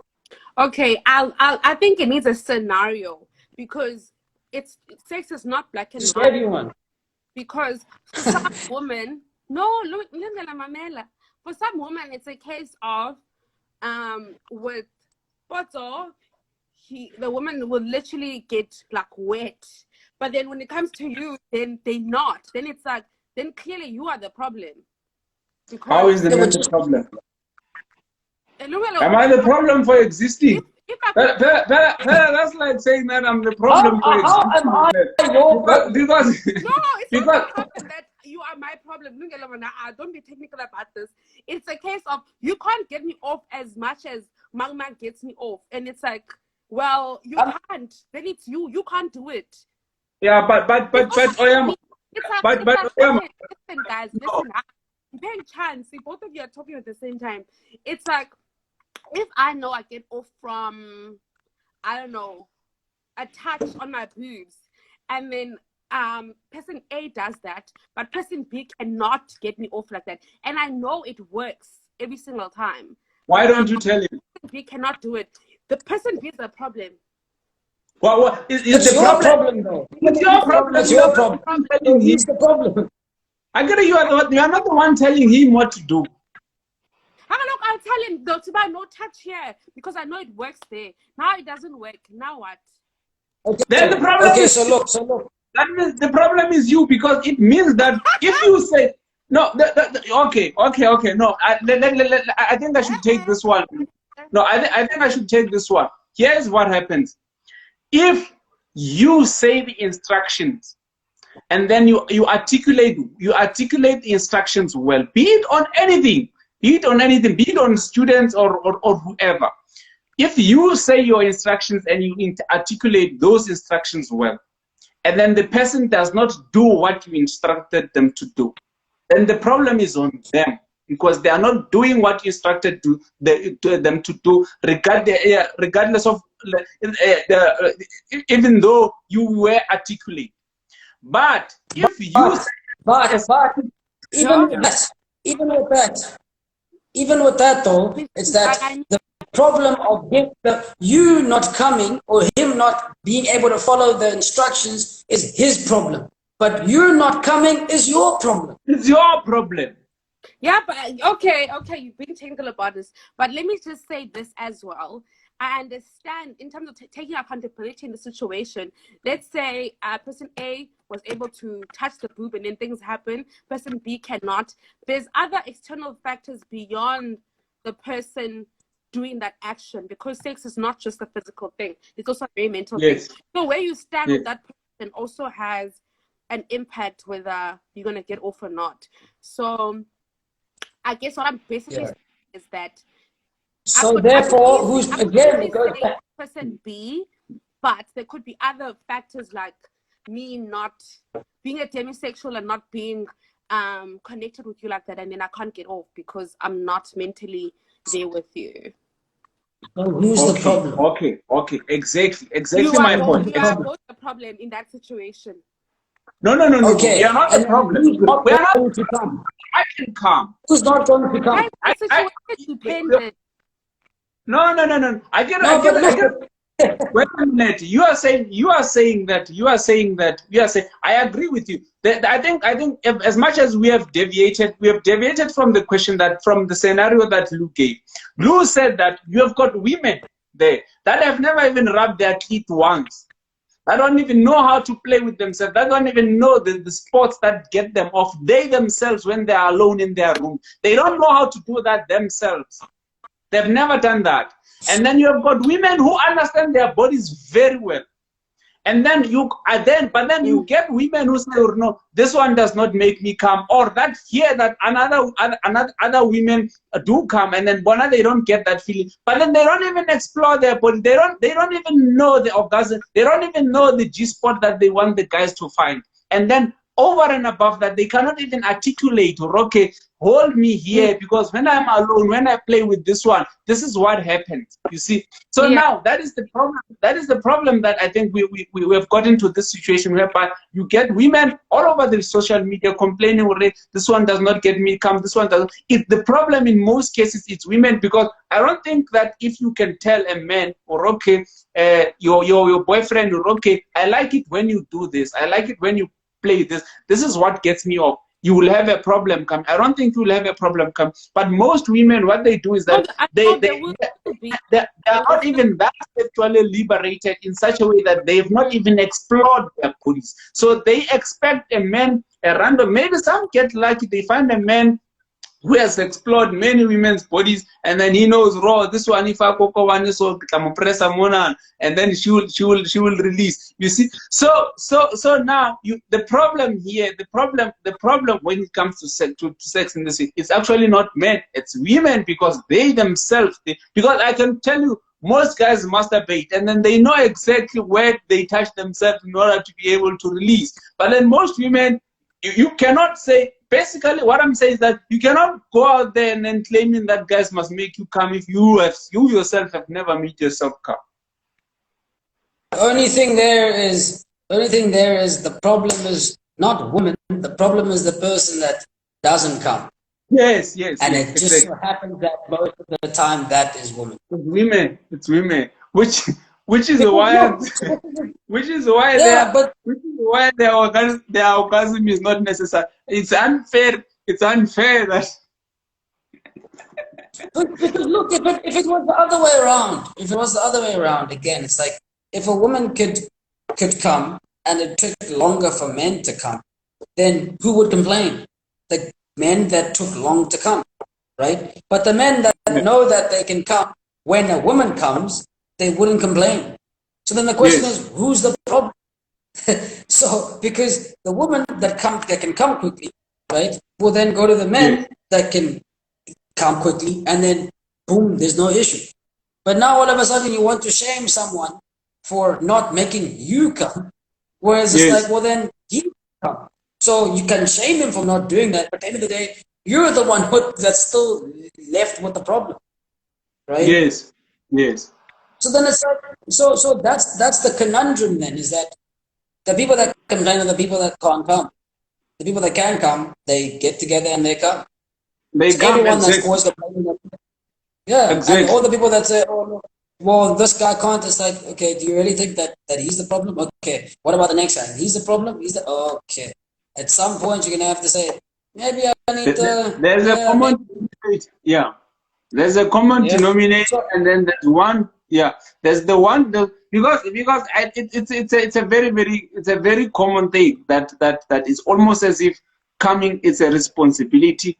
Them coming is a responsibility of men, and then men must sort of guess that, or men must sort of roll the dice and then do that, or manifest that. You see, at the end of the day, men are human. They come. They don't have a problem of coming. Most men don't have a problem of coming.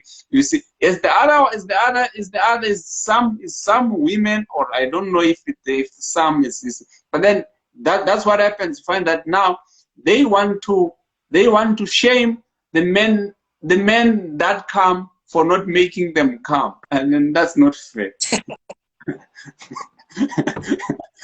That's not fair. No, the thing is for me is that I don't like to speak for those guys as well, because perhaps they actually do feel bad. They want to the other person come because they take longer, and those that then do go to men's clinics. But all I'm saying is, don't tell me to go to men's clinic for doing what I'm trying to do. That's that's your problem. I don't have a problem, right? Because if I don't want to do it, then I won't do it, right? And if I do want to do it, then I'll do it. But then that's not my issue, and it shouldn't be your issue either. If someone is with a woman and the woman comes in 5 seconds and says, if you don't come in 5 seconds, then we're gonna stop having sex, I will make sure that I'm going to come in 4 seconds. Yes. I don't make it their responsibility to do that. Because at the end of the day is, if I make it their responsibility and then they don't do it, then who's got the problem? Well, I might say that she has a problem because she comes quickly, but then it's like, well, then who hasn't come? Because you say you have a problem, well, you say that she has a problem only because they haven't got you to where they've got it. It's jealous, basically. It's jealous, it's envy, or no? I saw you have your big O there, and then you did not even invite me. So it's a funny subject. That's why you get a lot of people complaining. What men wara they can't make us come and everything. But then My biggest conflict with that is that most of those that also say that, I don't think that they've also made themselves come, because if you are that good at making yourself come, then come in front of me, do it. I'll watch, I'll sit and watch. I don't mind watching. I don't mind But watching. most men don't have a problem with that. Yes. Yeah. So therefore, when men have sex, it's like, well, I know what I need to do. I know how I need to do it, and I know how to not make myself come, as well as making myself come. Yes. But then as a woman, it's like, you don't even know how to make yourself come. Yes. So then whose problem is that? So yeah, I mean, for me, like I said, bro, you can shame as much as you want for anything. You won't. At the end of the day, it's your problem. It's got nothing to do with me. I got the way I need to get to. Yeah. Yeah. Yes. Yeah. So like I said, I mean, at the end of all of it, the people that complain are the people that don't get to the destination where they want to go, and they complain at the people that got to the destination. The people that get to the same destination as the people that want to get to the destination don't complain. So then, therefore, it's like, who has the problem? It's so envy. you guys basically telling me there is no way in hell that you ever have a problem. No, I never said that. What? No, I'm asking if that's what you're insinuating. No, what? No. The reason what happens? We don't have a problem, because remember, as well, with us, orgasm comes with the comes with the task of delivering a seed, and I think very few men have a problem with delivering a seed.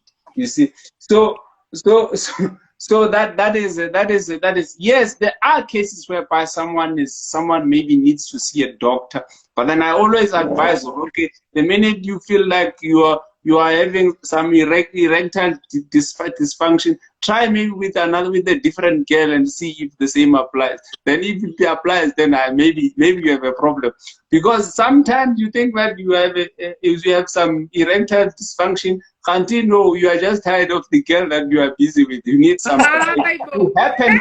Men know that.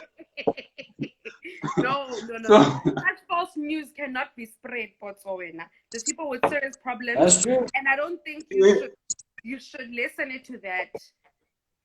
Because which is why I'm saying that last steps. Right?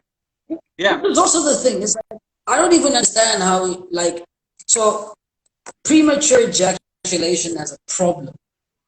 It definitely is. What are you trying to do when you have sex?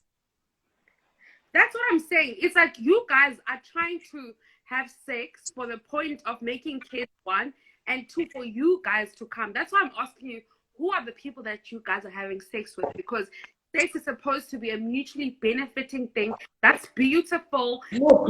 Why do you have sex? Why do you have sex? I am not done. Why do you have sex? Please, I am not done, men. Guys, men. I'm not done.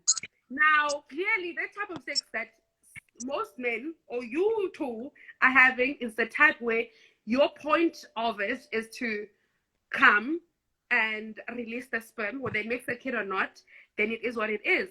Then you don't care about the person that you are engaging with, because that's just what it is. What's your point of having sex? What is your point of having sex? I don't engage in sex, so I do not want sex.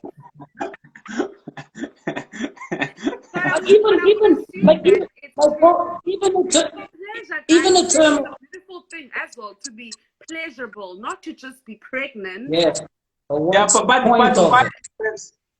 then we get that. We have sex so that we can have fun, and then we also have sex so that we can have kids. So I'm asking you, what do you have sex for? Because it's almost as if you have got a different reason for having sex, and then the one that you guys, to say. It says it's also there to be enjoyed and be pleasurable, not for the. We do. So what's your point? What's your point of having sex? What's your special? It shouldn't just be just for you. That's what I'm saying. Well, who are you? So how would it be beneficial for you? So how would it be beneficial for you? How would it be beneficial for you? If You know, these people are jealous. Actually, she just showed. Jealousy, bro. Yes, It's legit is who did jealousy. say I'm a It's fan? legit jealousy. The fact that we can It's legit jealousy. and enjoyable. So she wants us to take that our can fun get me off. and I then can't be jealous of a prioritize. man that can get me off. I can't be jealous of a man that's gonna come prematurely. I can't be jealous of that things. I can't be jealous of a man that doesn't want to get me off. Like, how can I be jealous of that? And what this is another term that I've never been able to understand. What is premature ejaculation? Okay, so I'll give you an example where it's when even there hasn't been even any penetration in that. If you are having sex for the benefit of two people, not the way that you guys are clearly having it, if the intention is to mutually please each other, and when you don't get the other person off, then that's premature because you are the only one who did it. In fact, even Premature to who? The whole point of having sex was to come. I need another lady to come on here because Okay. Look. So like a premature birth, for instance, there's a time frame to have birth, right? So if you don't reach that time frame, then you're premature. We can put time to it. Okay. What? How long does sex last, men? Well, how long does sex last, darlings? Well, it depends. No one knows. It depends. How long does sex last? It depends. I don't know. I need a number. I need a number. What's the number? There's no number. Okay. What's your number? No, there is no number. He's right. You guys are being technical now because we're not being technical. There are times whereby I've had sex for what I've had sex, let's say maybe for 30 to 40 minutes. There are also times whereby that question you're asking is the same question as like how much calories do you how much food must you eat for you to be full? It's the same question like that. I have a question. Look, so wait. I asked you something. I asked you what your ejaculation actually is. And I'm getting there. Okay, so explain that to me. You just asked me what is the number for sex, and I explained to you that asking me a question like that is like asking me how much do you need to eat before. It's like it depends how hungry I was, depends how much I want to eat, what I want to eat. Depends on the situation. So if you guys get there, and so now I'm gonna even lose my point because I wanted to say something. If you guys get there, listen. It depends what sex is to people. One, because sex doesn't start from penetration. Sex starts from the mind. She's shifting the goalpost. Damn, bingo. She's shifting the goalpost now because what? I didn't disturb you when you're talking. You know, Chris Rock once said that no one can ever. Chris Rock once said that no one can ever premature ejaculate. If I ejaculate, I ejaculated exactly when I was supposed to. I'm happy with my ejaculation, and then I'm having fun with it. So you telling me that it's premature? It's premature for who? For you. You are the one. You are the one who's late. You are the one. I can't with you guys. I cannot.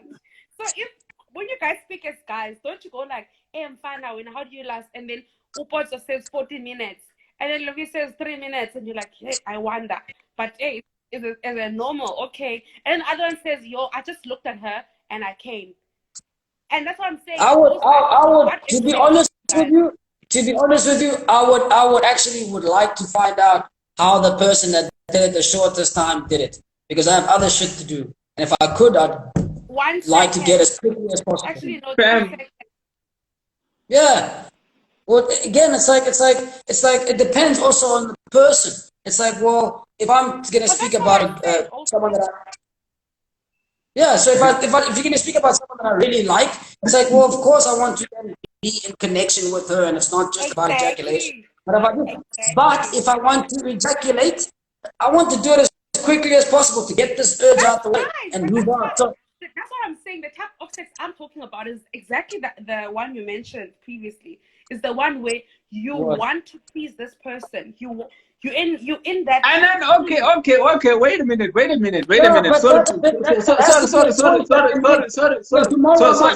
I know, guys.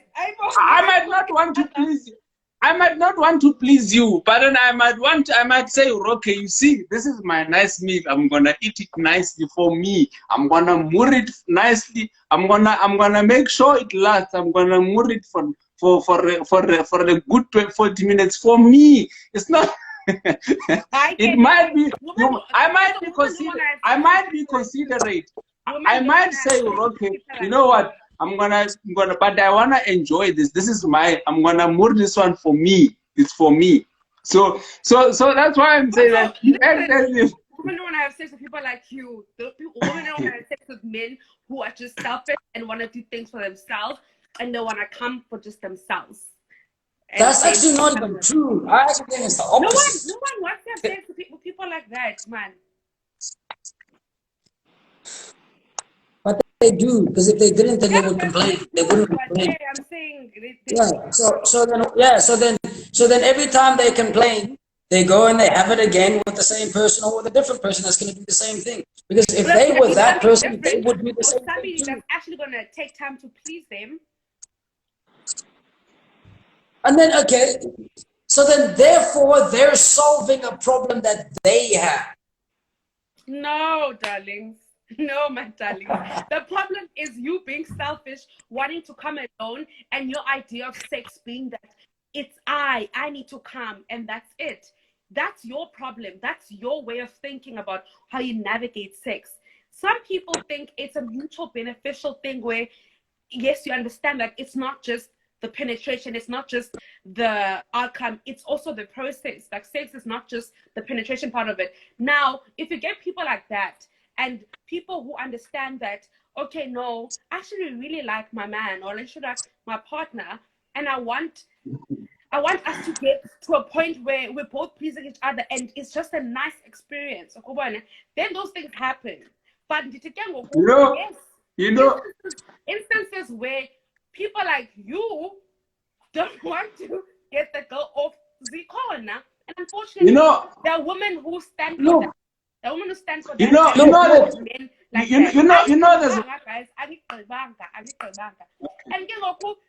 women are not going to stand for that. They will go find people who want that holistic experience. And if my man likes me like that, he's going to get me off and I'm going to be with my man. Now, do you understand that? Do you understand that one single man can have many different sex? He can have PT sex with one woman. He can have PT sex with one woman. He can have he can have hate sex with another woman. He can have pleasures. He can also be considerate with a different woman. He can have all sorts of dirty sex with a different woman. So it's not from the way that you are speaking. You are speaking as if men must have one model of sex, which is pleasing the other partner, which is pleasing the other partner, and then which is mutually pleasing the other partner. I may want to have sex and go there selfishly for myself, and then I may meet another person that I want to please, not the same person, and then I may also have. I may also have part of the people who meet men who want to please me as well. That's what I'm saying. The women who take this and accept that there are men who just come and say, I want to come and I'm gonna come alone. Then be with them. I can't relate. I can't. I will not. The issue with women like that is the fact that they're sitting at a table, right, and they're not the chef, right? Yeah. So the chef can then decide what to cook that day, and if they decide that the person at the table is going to cook, look. So how are you going to be the chef if you can't even cook? Anyway. How are you going to What does it mean? So look, but then why? So look. be the chef if you want to be served? If you want to sit there and then be served, how would you be the chef? Because If I chefs want don't. to sit, who sits? Who sits? But who sits? Yeah, but then a lot of women say that they want guys to be the ones pleasing them, but then they rarely speak about them pleasing the guy. Oh no! Trust when I'm talking about it. No, look. So this is I need to get let me finish my analogy, Chris. Let me finish the analogy, Chris. So the issue, the complainant. So you're the chef. You decide who to cook for and how to cook for them. So if you have a guest that you feel like, you know what, I need to make creme de la creme for them, and all sorts exactly.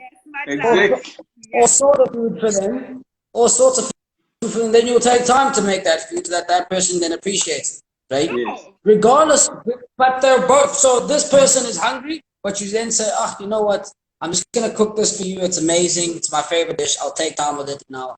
I'll simmer. I'll do all sorts of stuff. Cool. Exactly. Then you have another person that you think to yourself, this is what I was trying to explain all along. But I couldn't really care. I couldn't really care what they eat. I'll just make them a quick meal, right? So the person that eats the quick meal says, look, well, why aren't I having prawns for dinner and lobster, right?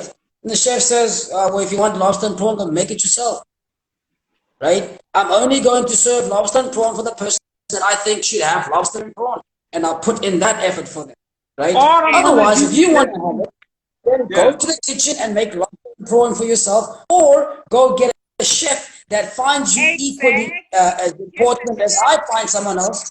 Go get the chef that does. Yes, but yes, you need to go and find the chef. But the thing is, you still won't be that chef. That chef does not have a problem. They can still cook either a quick option or a long option. It's not his problem. Oh, basically insinuating that there's always going to be a time where men will find pleasure. Whether they like the food or not, they'll just find pleasure in that. I don't know. I don't care for them. I'm not. So they do with me. I'm just here to cook. But I'm asking you guys, Abel, how do you choose what to answer and what not to answer? What? You can't choose what to answer and what not to answer. What's the question? No.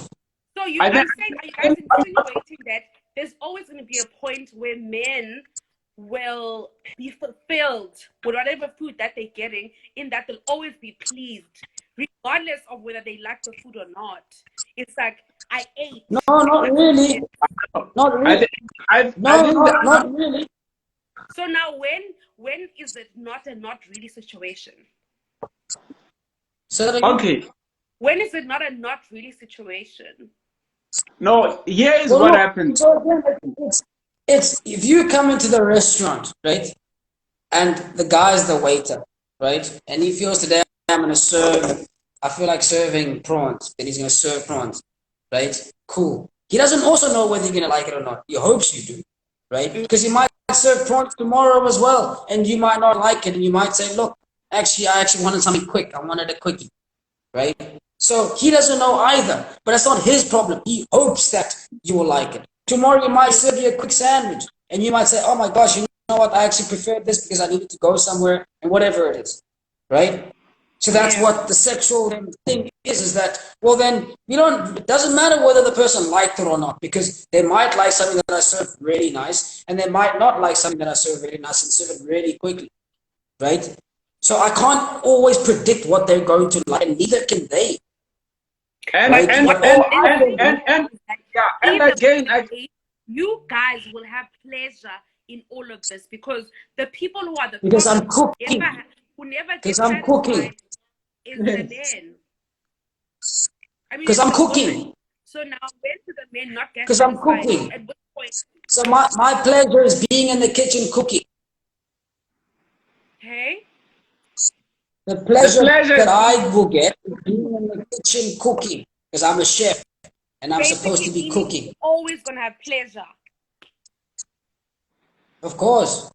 Why would I do it if it was going to be the opposite? That's what you guys mean. Whether it's prawns, whether it's not something that you don't even like, whether it's eggs that you don't eat, you will eat them and you will have pleasure either way.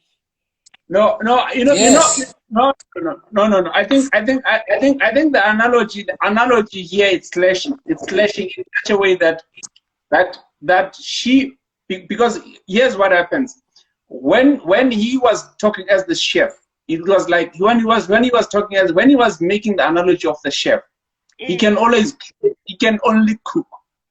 He can only cook, and then he takes pleasure in cooking. Whether he's cooking noodles for you, whether he's cooking a long Sunday meal, whether he's cooking your dessert or something, the pleasure that he gets is in cooking. So the problem that on the other side, you are the one who gets who can say, oh, okay, I enjoyed this dessert that you made, or I did not enjoy the noodles that you made, or I enjoyed the. So I think the analogy there is slashed in such a way that for this analogy, we have to assume that the only thing that men are doing is cooking, and then you are the one. Which we cannot in real life, because then it's assuming that the power of but now. of igniting. Can you explain?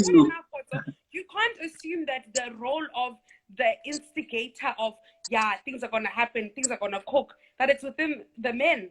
No, my darling. No, you can't. No, I don't think. Do you understand what I'm trying to explain here, Lou? I think Lou can you try to explain? I can understand it. I can understand it. I know she can't. No. Explain yourself. No, what I'm saying is that, remember, we are making an analogy, and then let's actually forget the analogies. Let's just talk about it, because this analogy is getting us confused. Exactly. Yes. So today they are getting us confused.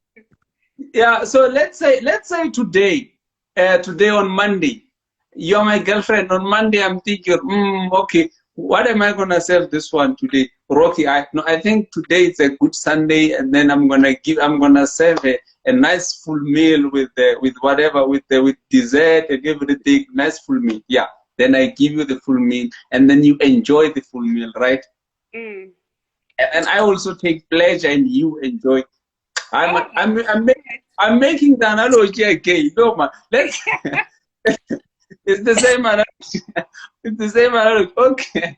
It's not. I wanted to run away from analogy. Let's say today is Sunday, and then we are gonna have the longest sex that you want, the long sensual sex that you want, and then we're gonna have that, right? And then it can have maybe the elements of roughness, wherever you want. You can be properly filleted, and all those things. Yeah, this is a Sunday. And then on one day, I decided, you know what? Today I don't want all of that. What will satisfy me today is just a quickie. It's just a quickie by the fridge. And then I take that. Maybe you don't want the quickie at that time. You don't want the quickie by the fridge at that time. You want a long, nice meal that I gave you on Friday. And then now I want that. And then I'm like, oh, okay, I know. You know what? I'm gonna take a quickie today. And maybe the following day I'm like, no, you know what? I'm not in the mood for this one. Comes at this day. And then and then after that I'm like, okay, I'm good now. Okay. I'm good now. I'm relieved. I'm okay for the night. You see? I hear you, Darcy. I hear you. But what I'm trying to say is that it's very brave of you to think that you can be the chef alone in that relationship. That's fine. You can. It's fine. You can be the chef too. You can be the chef too. No, but you can want sensual things. Then I'm like, no, today actually I want the rough one. I want the quick one. It can also happen like that. That's why we would have to compromise. That's why it always happens that way. Yes. Yeah, it always happens that way. You can't always want the same thing. Yes. Okay? Yes. Of course it's gonna happen. You can't always want the same things. Of course. But again, what I'm saying, then it becomes a negotiation. Right? And then it's like, well, then that's when it comes to, well, it depends what I like. Well, I know what I like, so therefore I will push for what I like more than what I'm going to push for what you like. And then if you can't negotiate, then you lose. Sure. Yes. And then you end up doing what I like. But if you can negotiate, then you can get. Yes, if I Yeah, lose well, if I if I lose lose, then negotiations, I will Oh, you do that. accepted what I like. That's what I'm saying. It can also be the other way around. Sure, if yeah, I but then lose, you have to fine. negotiate for me to do what you like. Because I wouldn't be negotiating for you. If I'm negotiating for you, then it's not a negotiation. Because that means I agree with you. What? So if whatever I want, right, was going to most probably be different to whatever you like or you want, Yeah. right?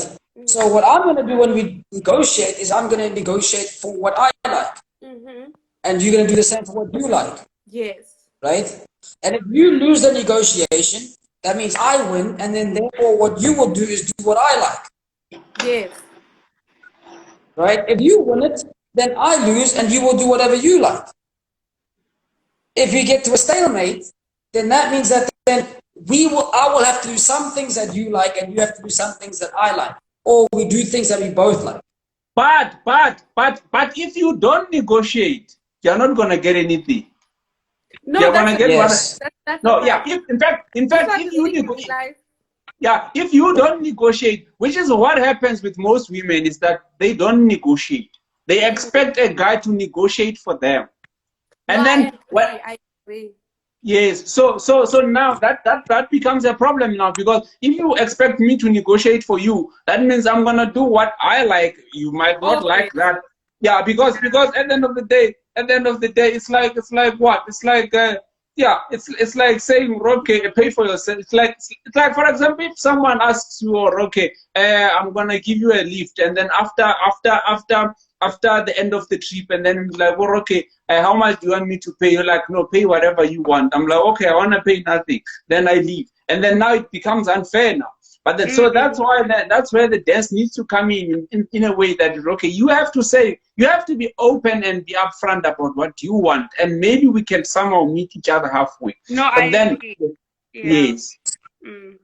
And I That's think the negotiation. And I can't agree. Yeah, and I can't agree with whatever you like, right? I'm not agree, but I can't negotiate for what you like. Because if I do that, then it's no longer a negotiation. Because then you win, then I agree with you. Mm-hmm. Right? Again, it's like that what you're saying now. It's the same thing with work of the contract. It's like you need Yeah. to yeah, negotiate for your contract. And if you yeah. don't negotiate, then whatever offer that they give you is what they want to give you, and that's what you'll get. But if you tell them I'm not going to work like this because I want this contract, then they will have to then they will say that then they won't. If they say okay, we'll give you that, then you win. But most of the time they say no, we're not going to give you that. Then you have to say well I'm not going to then do that, and then you reach a stalemate, and then they might say okay, we'll give you some of this but not that.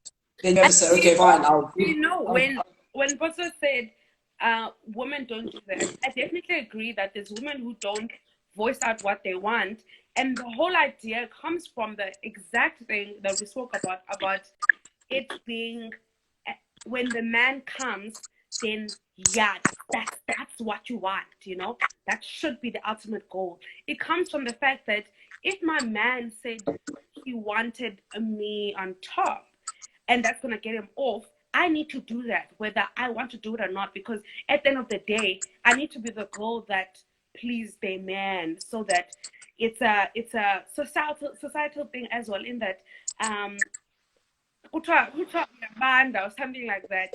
So, like when your man doesn't get off, isn't dialogue. So they come from that, and they come from the fact that most women then will assume that sex is definitely about the outcome of the man coming.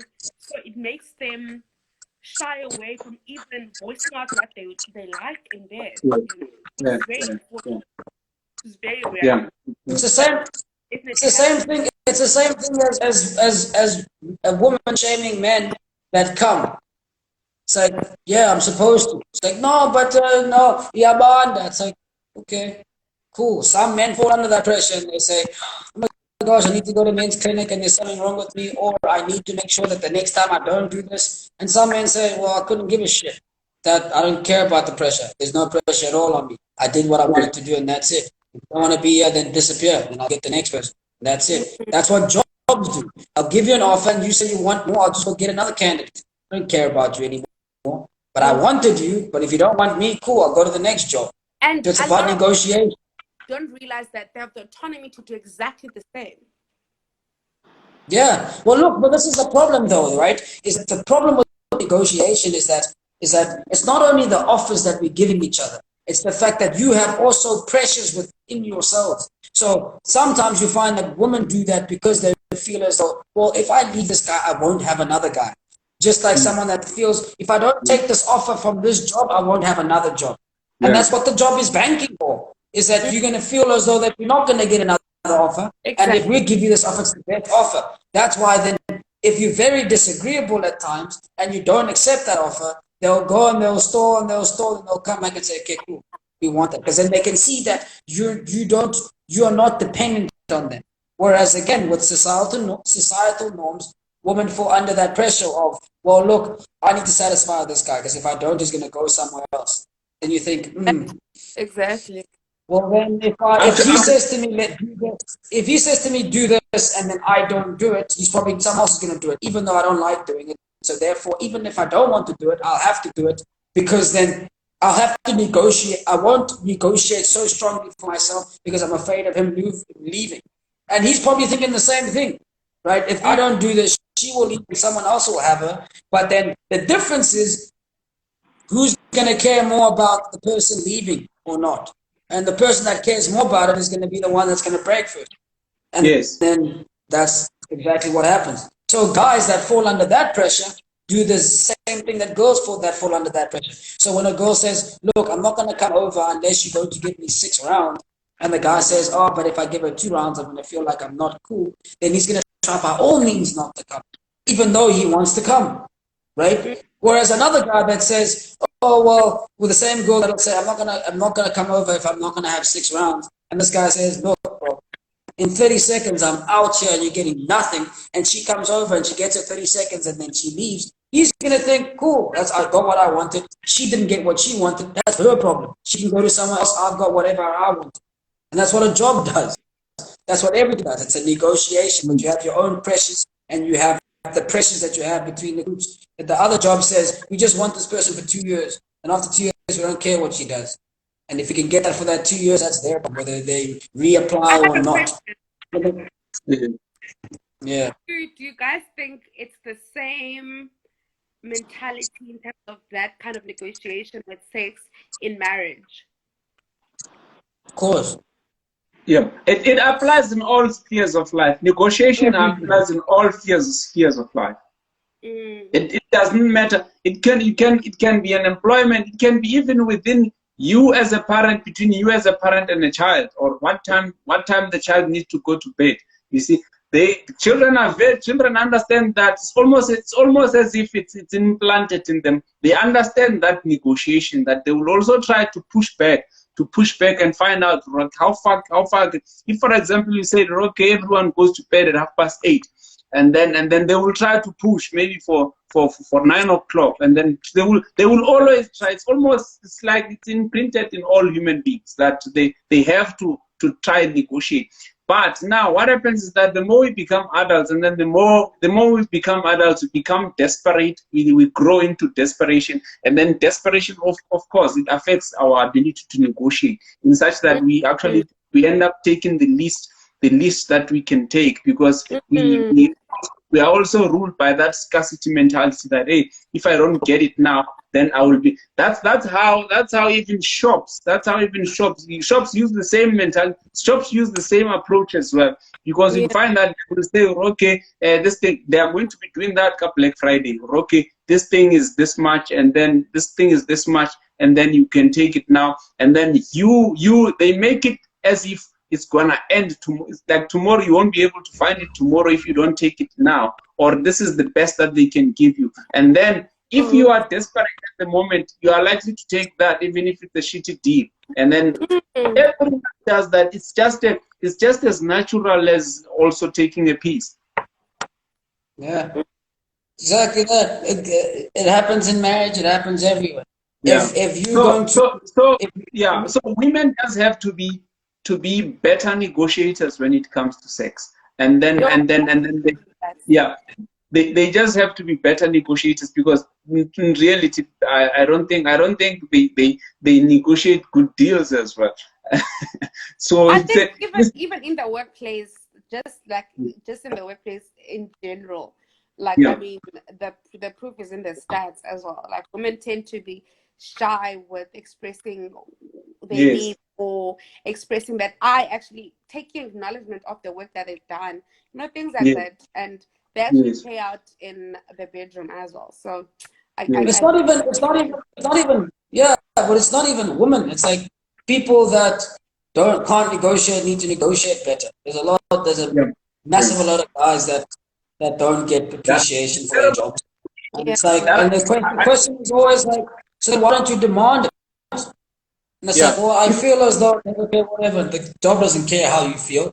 Demand it if you yeah, feel exactly, like you're not going to get it.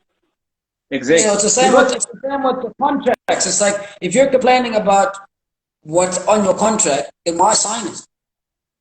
yeah, I agree with you, Lou, because it's also the reason why there's things like food dates, like foodie dates, like what you call lunch dates, whereby guys will go there with the hope that they're gonna get a piece of it, but then they never get a piece of it. Then they pay. Why? Because they are terrible exactly. They are negotiators. hoping the end goal is that. They are hoping, Now, when the and end then goal is not that, you're and not going to and women know negotiate. exactly what is happening. Women know exactly what is happening. Oh, this one wants to get into my pants, okay. And then Exactly. he's also a terrible negotiator. He can't be straightforward. He cannot be able to say it. Exactly. Exactly. And you will find that it is like the guy who gets caught by, like, who gets splashed by a wine is actually the guy who's likely to get laid before the one who's busy there sitting trying to delay. Because with that one, the minute he gets splashed by, he already knows, okay, I failed, and then now I have to move to the next one. But then with this one, he will be sitting there, spending hours and hours and hours and hours, and then at the end of the day, she gets nothing. Why? Because he's a terrible negotiator. Yeah. It's like that. And then I think and it's not wrong. I understand that it's not wrong. I'm not complaining about it. I'm not complaining about it that women take advantage of weak guys, because even men take advantage of weak women as well. So it's just part of life. It's how life is, how it is, and then you just have to be smart about it. Yeah, and that's the thing. That's the trick also with negotiation, is that you also don't want to be an outlier. You need to see what the other people are negotiating. It's the same with a Yes, job. It's like, you don't want to rock up and say, I want 100K when everyone else is getting paid 10. It's like, as much as you exactly. might want it, you don't want to be in the realm of what everyone else is doing. So it's the Yes. same Yes, thing with, like, if you look at a group of people and all the guys are taking the chicks out for dates. Perhaps yeah, you don't want the guy that's always going to say no, because then you're going to be a complete outlier. Perhaps you yeah, would say, look, I will take you out on a date if this happens, or let's yeah, go to a place together whereby it doesn't yes, have to be seen as a date. So you have to be strategic with it, so that then you're still in the zone, but at the same time, it's like you're still kind of also on the edge of it. Because if yes, you're not, then it's like either be them, yes, right, or you be different. So it's the yes, exact same thing with the job, exact same thing with negotiation, is that you don't want to give in, but at the same time, you got to be wanting to know that, look, I will, if you would do this, I will then do that. Then that's where the Yeah. negotiation process comes in. yeah, You don't want to say, look, give me 100K because I worked 5 years here, and then the next person that gets paid is like 10K, and they can get someone for 5K. It's like, well, yes, what kind of dumbass negotiation is that? That's just being greedy to them. So you need to then yes, come through with a negotiation strategy to say, look, this is what I can do for the company. This is how much I'm worth. This is how much I can bring. If you give me this, I can then make sure that this is what's going to be good for the company. But if you get someone Yeah. else and give him less, then you'll be losing all of this. And that's what a yes, negotiation is. Same what you do with women or with men. You go, well, look, you can get all the guys in the world, right? Obviously, you can go be with anyone else, but this is the reasons why you'd want to be with me. And if you don't want to be with me, then this is what you will lose, and this is how much then I would need from you to be with me. And then the other person yes, says, actually, yeah, that's about right. And yeah, no, you know what, I can work with that. But if you're going to go and say, I'm going to offer you every single thing that everyone else is going to offer you, then why the fuck would they be with you? Then why can't they Yes. be with someone else? I'm gonna take you out on a date at the same shop with someone else. Okay, get on a date, eat prawns. What are you gonna tell me then? I think you're pretty. Ah, okay. Tomorrow, go on the date with Jonathan. Hey, I'm gonna take you at the exact same shop, but this time I'm gonna eat meat. Okay, then what? Okay, well, I'm gonna tell you that you're beautiful. Oh, gee, well, really? Okay, how about that? You know, and then it's like you just being with the same person in different or in the same job, Exactly. but yeah, so then the women want to look for the outliers. We men want to look for the outliers. The people that'll say, look, I'm going to give you this. You can have everything else, right? But this is what I'm worth. This is what I'm willing to give you. And if you don't want me, this is what you'll lose. And if you want to lose that, then cool. But if you don't want to lose that, then perfect. Stay with me, but I also want this from you. And that's what you do at a job. And you know what? Listen, I think I told you this, look, I love it. I think for you guys, it's even worse because there is so many women that are the same, right? In that yeah. they have Yeah, all the they're all the especially same. like physically. It's But like all guys are the same as well. Yeah, no, because no, because no. because you know what? I'm talking about physicality now. You know, if I was Oh, see, so so that's the same. hey, Yeah, but I mean, all kind of the same. Everyone's kind of the same. okay, but I don't Look, really. here's another example. Here's another example, right? What was it? Oh, someone wrote a status on Facebook about like, it's so easy to get big Like girls because all you need to do. Yeah. Eh? no, continue. What? Continue. Oh, so someone said it's so easy to get big girls because all you have to do is you promise them equine, Promise right? what? Promise that.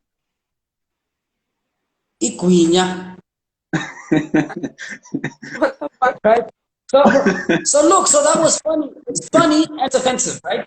But at the same time, it's funny Yeah. because it's partly true in the sense that we'll offer them food, right? Because people that like to eat will then want you to offer them things that they want to eat, right?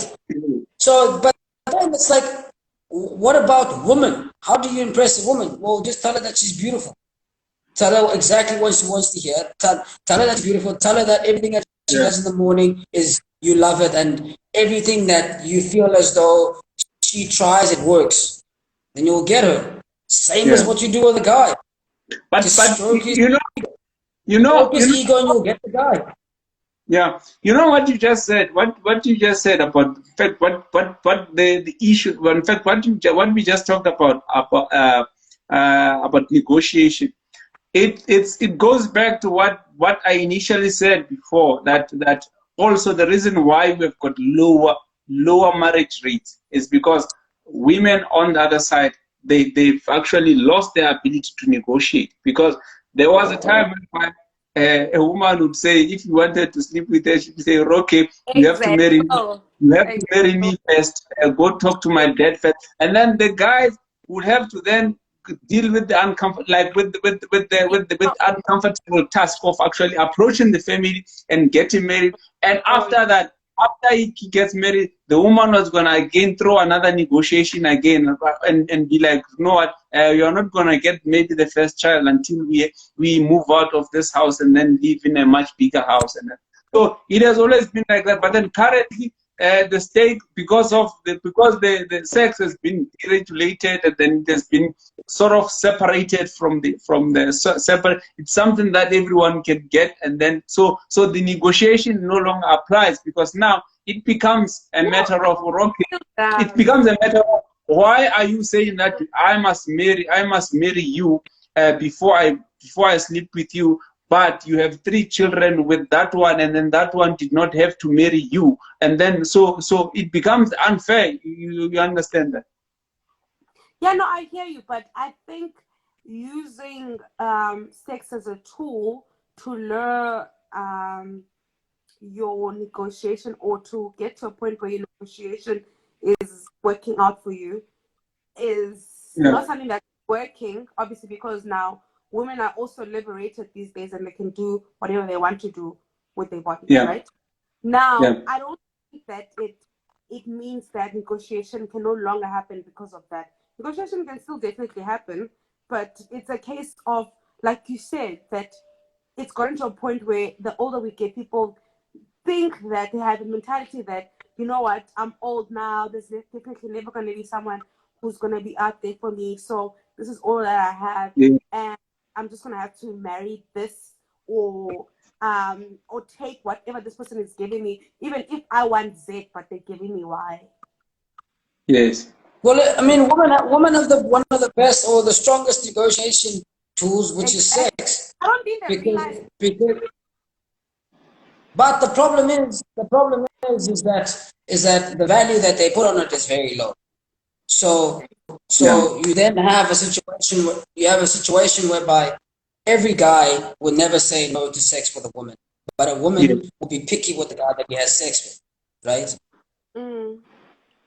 And that's for other reasons as well. But then what happens is that then the woman, the guys will then always want to go for the woman because of sex. But women are also very agreeable. So then they'll take every guy that comes and says and negotiates the best for themselves, right? Without the woman actually negotiating for themselves. Yeah. But now again, I think comparing the times that we live in now and then the times before, the price of sex at the time was sort of commodified. It was before it was commodity. It was known, okay, this is the price of sex. You're gonna pay 6 cows, and then you're gonna get the girl, and then you're gonna have to marry her. This is the price. But then right now, because the market has been deregulated, every woman can decide how much sex is cost. So if one can say 3 cows, and then another one can say 2 savannas, another one can say a cigarette, another one can say what. So now it becomes very difficult even for that one that says, okay, it's 12 cows, because 12 cows, I can get that chicken chicken, full chicken, I got half, full chicken. I can get that and then get sorted. And then it's the same product. It's the same product. That's the problem. That is the same product, but there's so many different prices. Unless if now your And my battery's dying. Yeah. No. Sorry, my battery's dying. It could never be the same product. Never. Yeah. But understand that. I love to have the conversation. Let's leave the conversation there. I would love to have it again tomorrow to end this off. But I want to start with that 2 savannas thing. The hashtag 2 savannas. I want to start there tomorrow, and we can finish off the conversation. The battery's there, and Messi is going to score. The Savannah price was last week's price. Now it's a cigarette. A cigarette. Yes, what? Pour me one. And then in 2 weeks' time, it's a stone. Okay. Yeah, in 2 weeks' time, it's going to be a stone. Or, those sweets that they holes, the ones that they sell on the street. It's going down, guys. Yeah. Let's finish this conversation tomorrow. No, actually, I think so, Lungan. Okay. We can bring a female with, and then at least we can feel a bit more safer.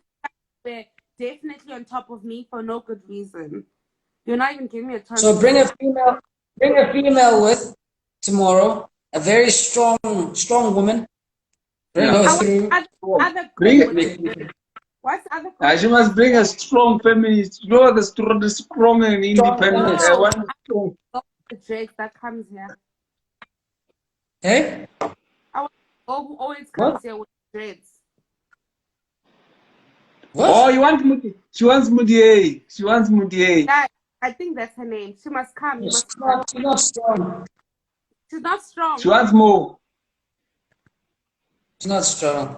She didn't come here. We invited her. She didn't come. More is sweet. More is not strong. I don't need a strong. We need a B. Like someone. We need a B. We need a feminist, like a strong feminist. Yes, a strong feminist is one that has dreadlocks, drinks Black Label, hates the system. I don't know that, and you know that. Yeah, you definitely would have some. Just write those descriptions. Hey, what's it? Hates, No, you drinks said black label, no. hates the You said system, after this. hates the And system. things men are evil. Men are evil. No, men are evil. Yeah, men are Yeah. evil. Yeah, and then had a traumatic experience with a male. So men Yes. aren't good, and also And they then kind of bouncing in and and then, out of and then heterosexuality. Yeah, I don't know people like that, and you know that. So now Definitely, I'm not. No, you would I meet them. told Go to you Ops, that. go to Low Man, go to Low Man. Please You'll say your find crack. them there. What's up? You'll find them there. yeah. And they wear big So clothes, that's big jackets, boyfriend jackets, and big jeans. Sometimes with Yes. sneakers, Balenciagas, no. or sometimes with socks and flip flops. Oh Mo. Some of them play basketball. Mudie, she What? says she wants Mudie. Yeah. I just told her that Oh. I invited, but Mo didn't come. Oh, I need some gum so that there's a balance at least. Mm. She didn't want to come because it was religion and sex, and she's not strong enough to take all the truth about this stuff. Yeah, she's not Yeah, strong enough for religion. We got in an argument with Mudie until 2 o'clock on religion. So I think she we have had enough fights with her on this topic, and then she's not ready to change it. Even though I show her the videos of pastors there. So bring a strong feminist, like I said. Just look for Yeah. those qualities. Look for those qualities. You'll find them. Big Yeah. jeans. They wear vintage clothing. Why They must like be to that shop. person? Okay, no, man, stop it. Why can't it be a person that's just like me? They hate capitalism. Then Welcome to it. Christmas. Why Yeah, can't it be a because no, we're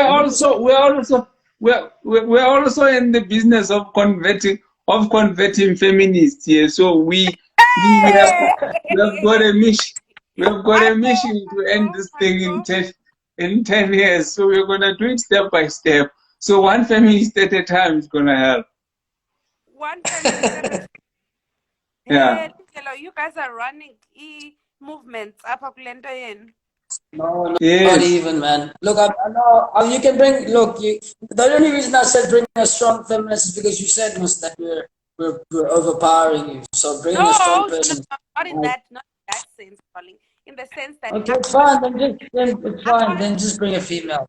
because it's two people against, and you guys are both speaking at the same time at some point, and I'm like, I can't. Yeah, so it can be anyone. Bring someone. It's fine. Bring a friend. Anyone, as long as it's a female, a woman. Bring a friend. Okay, my battery's gonna die. I'll see you guys. Okay. Okay. Bye. Bye bye. Cheers.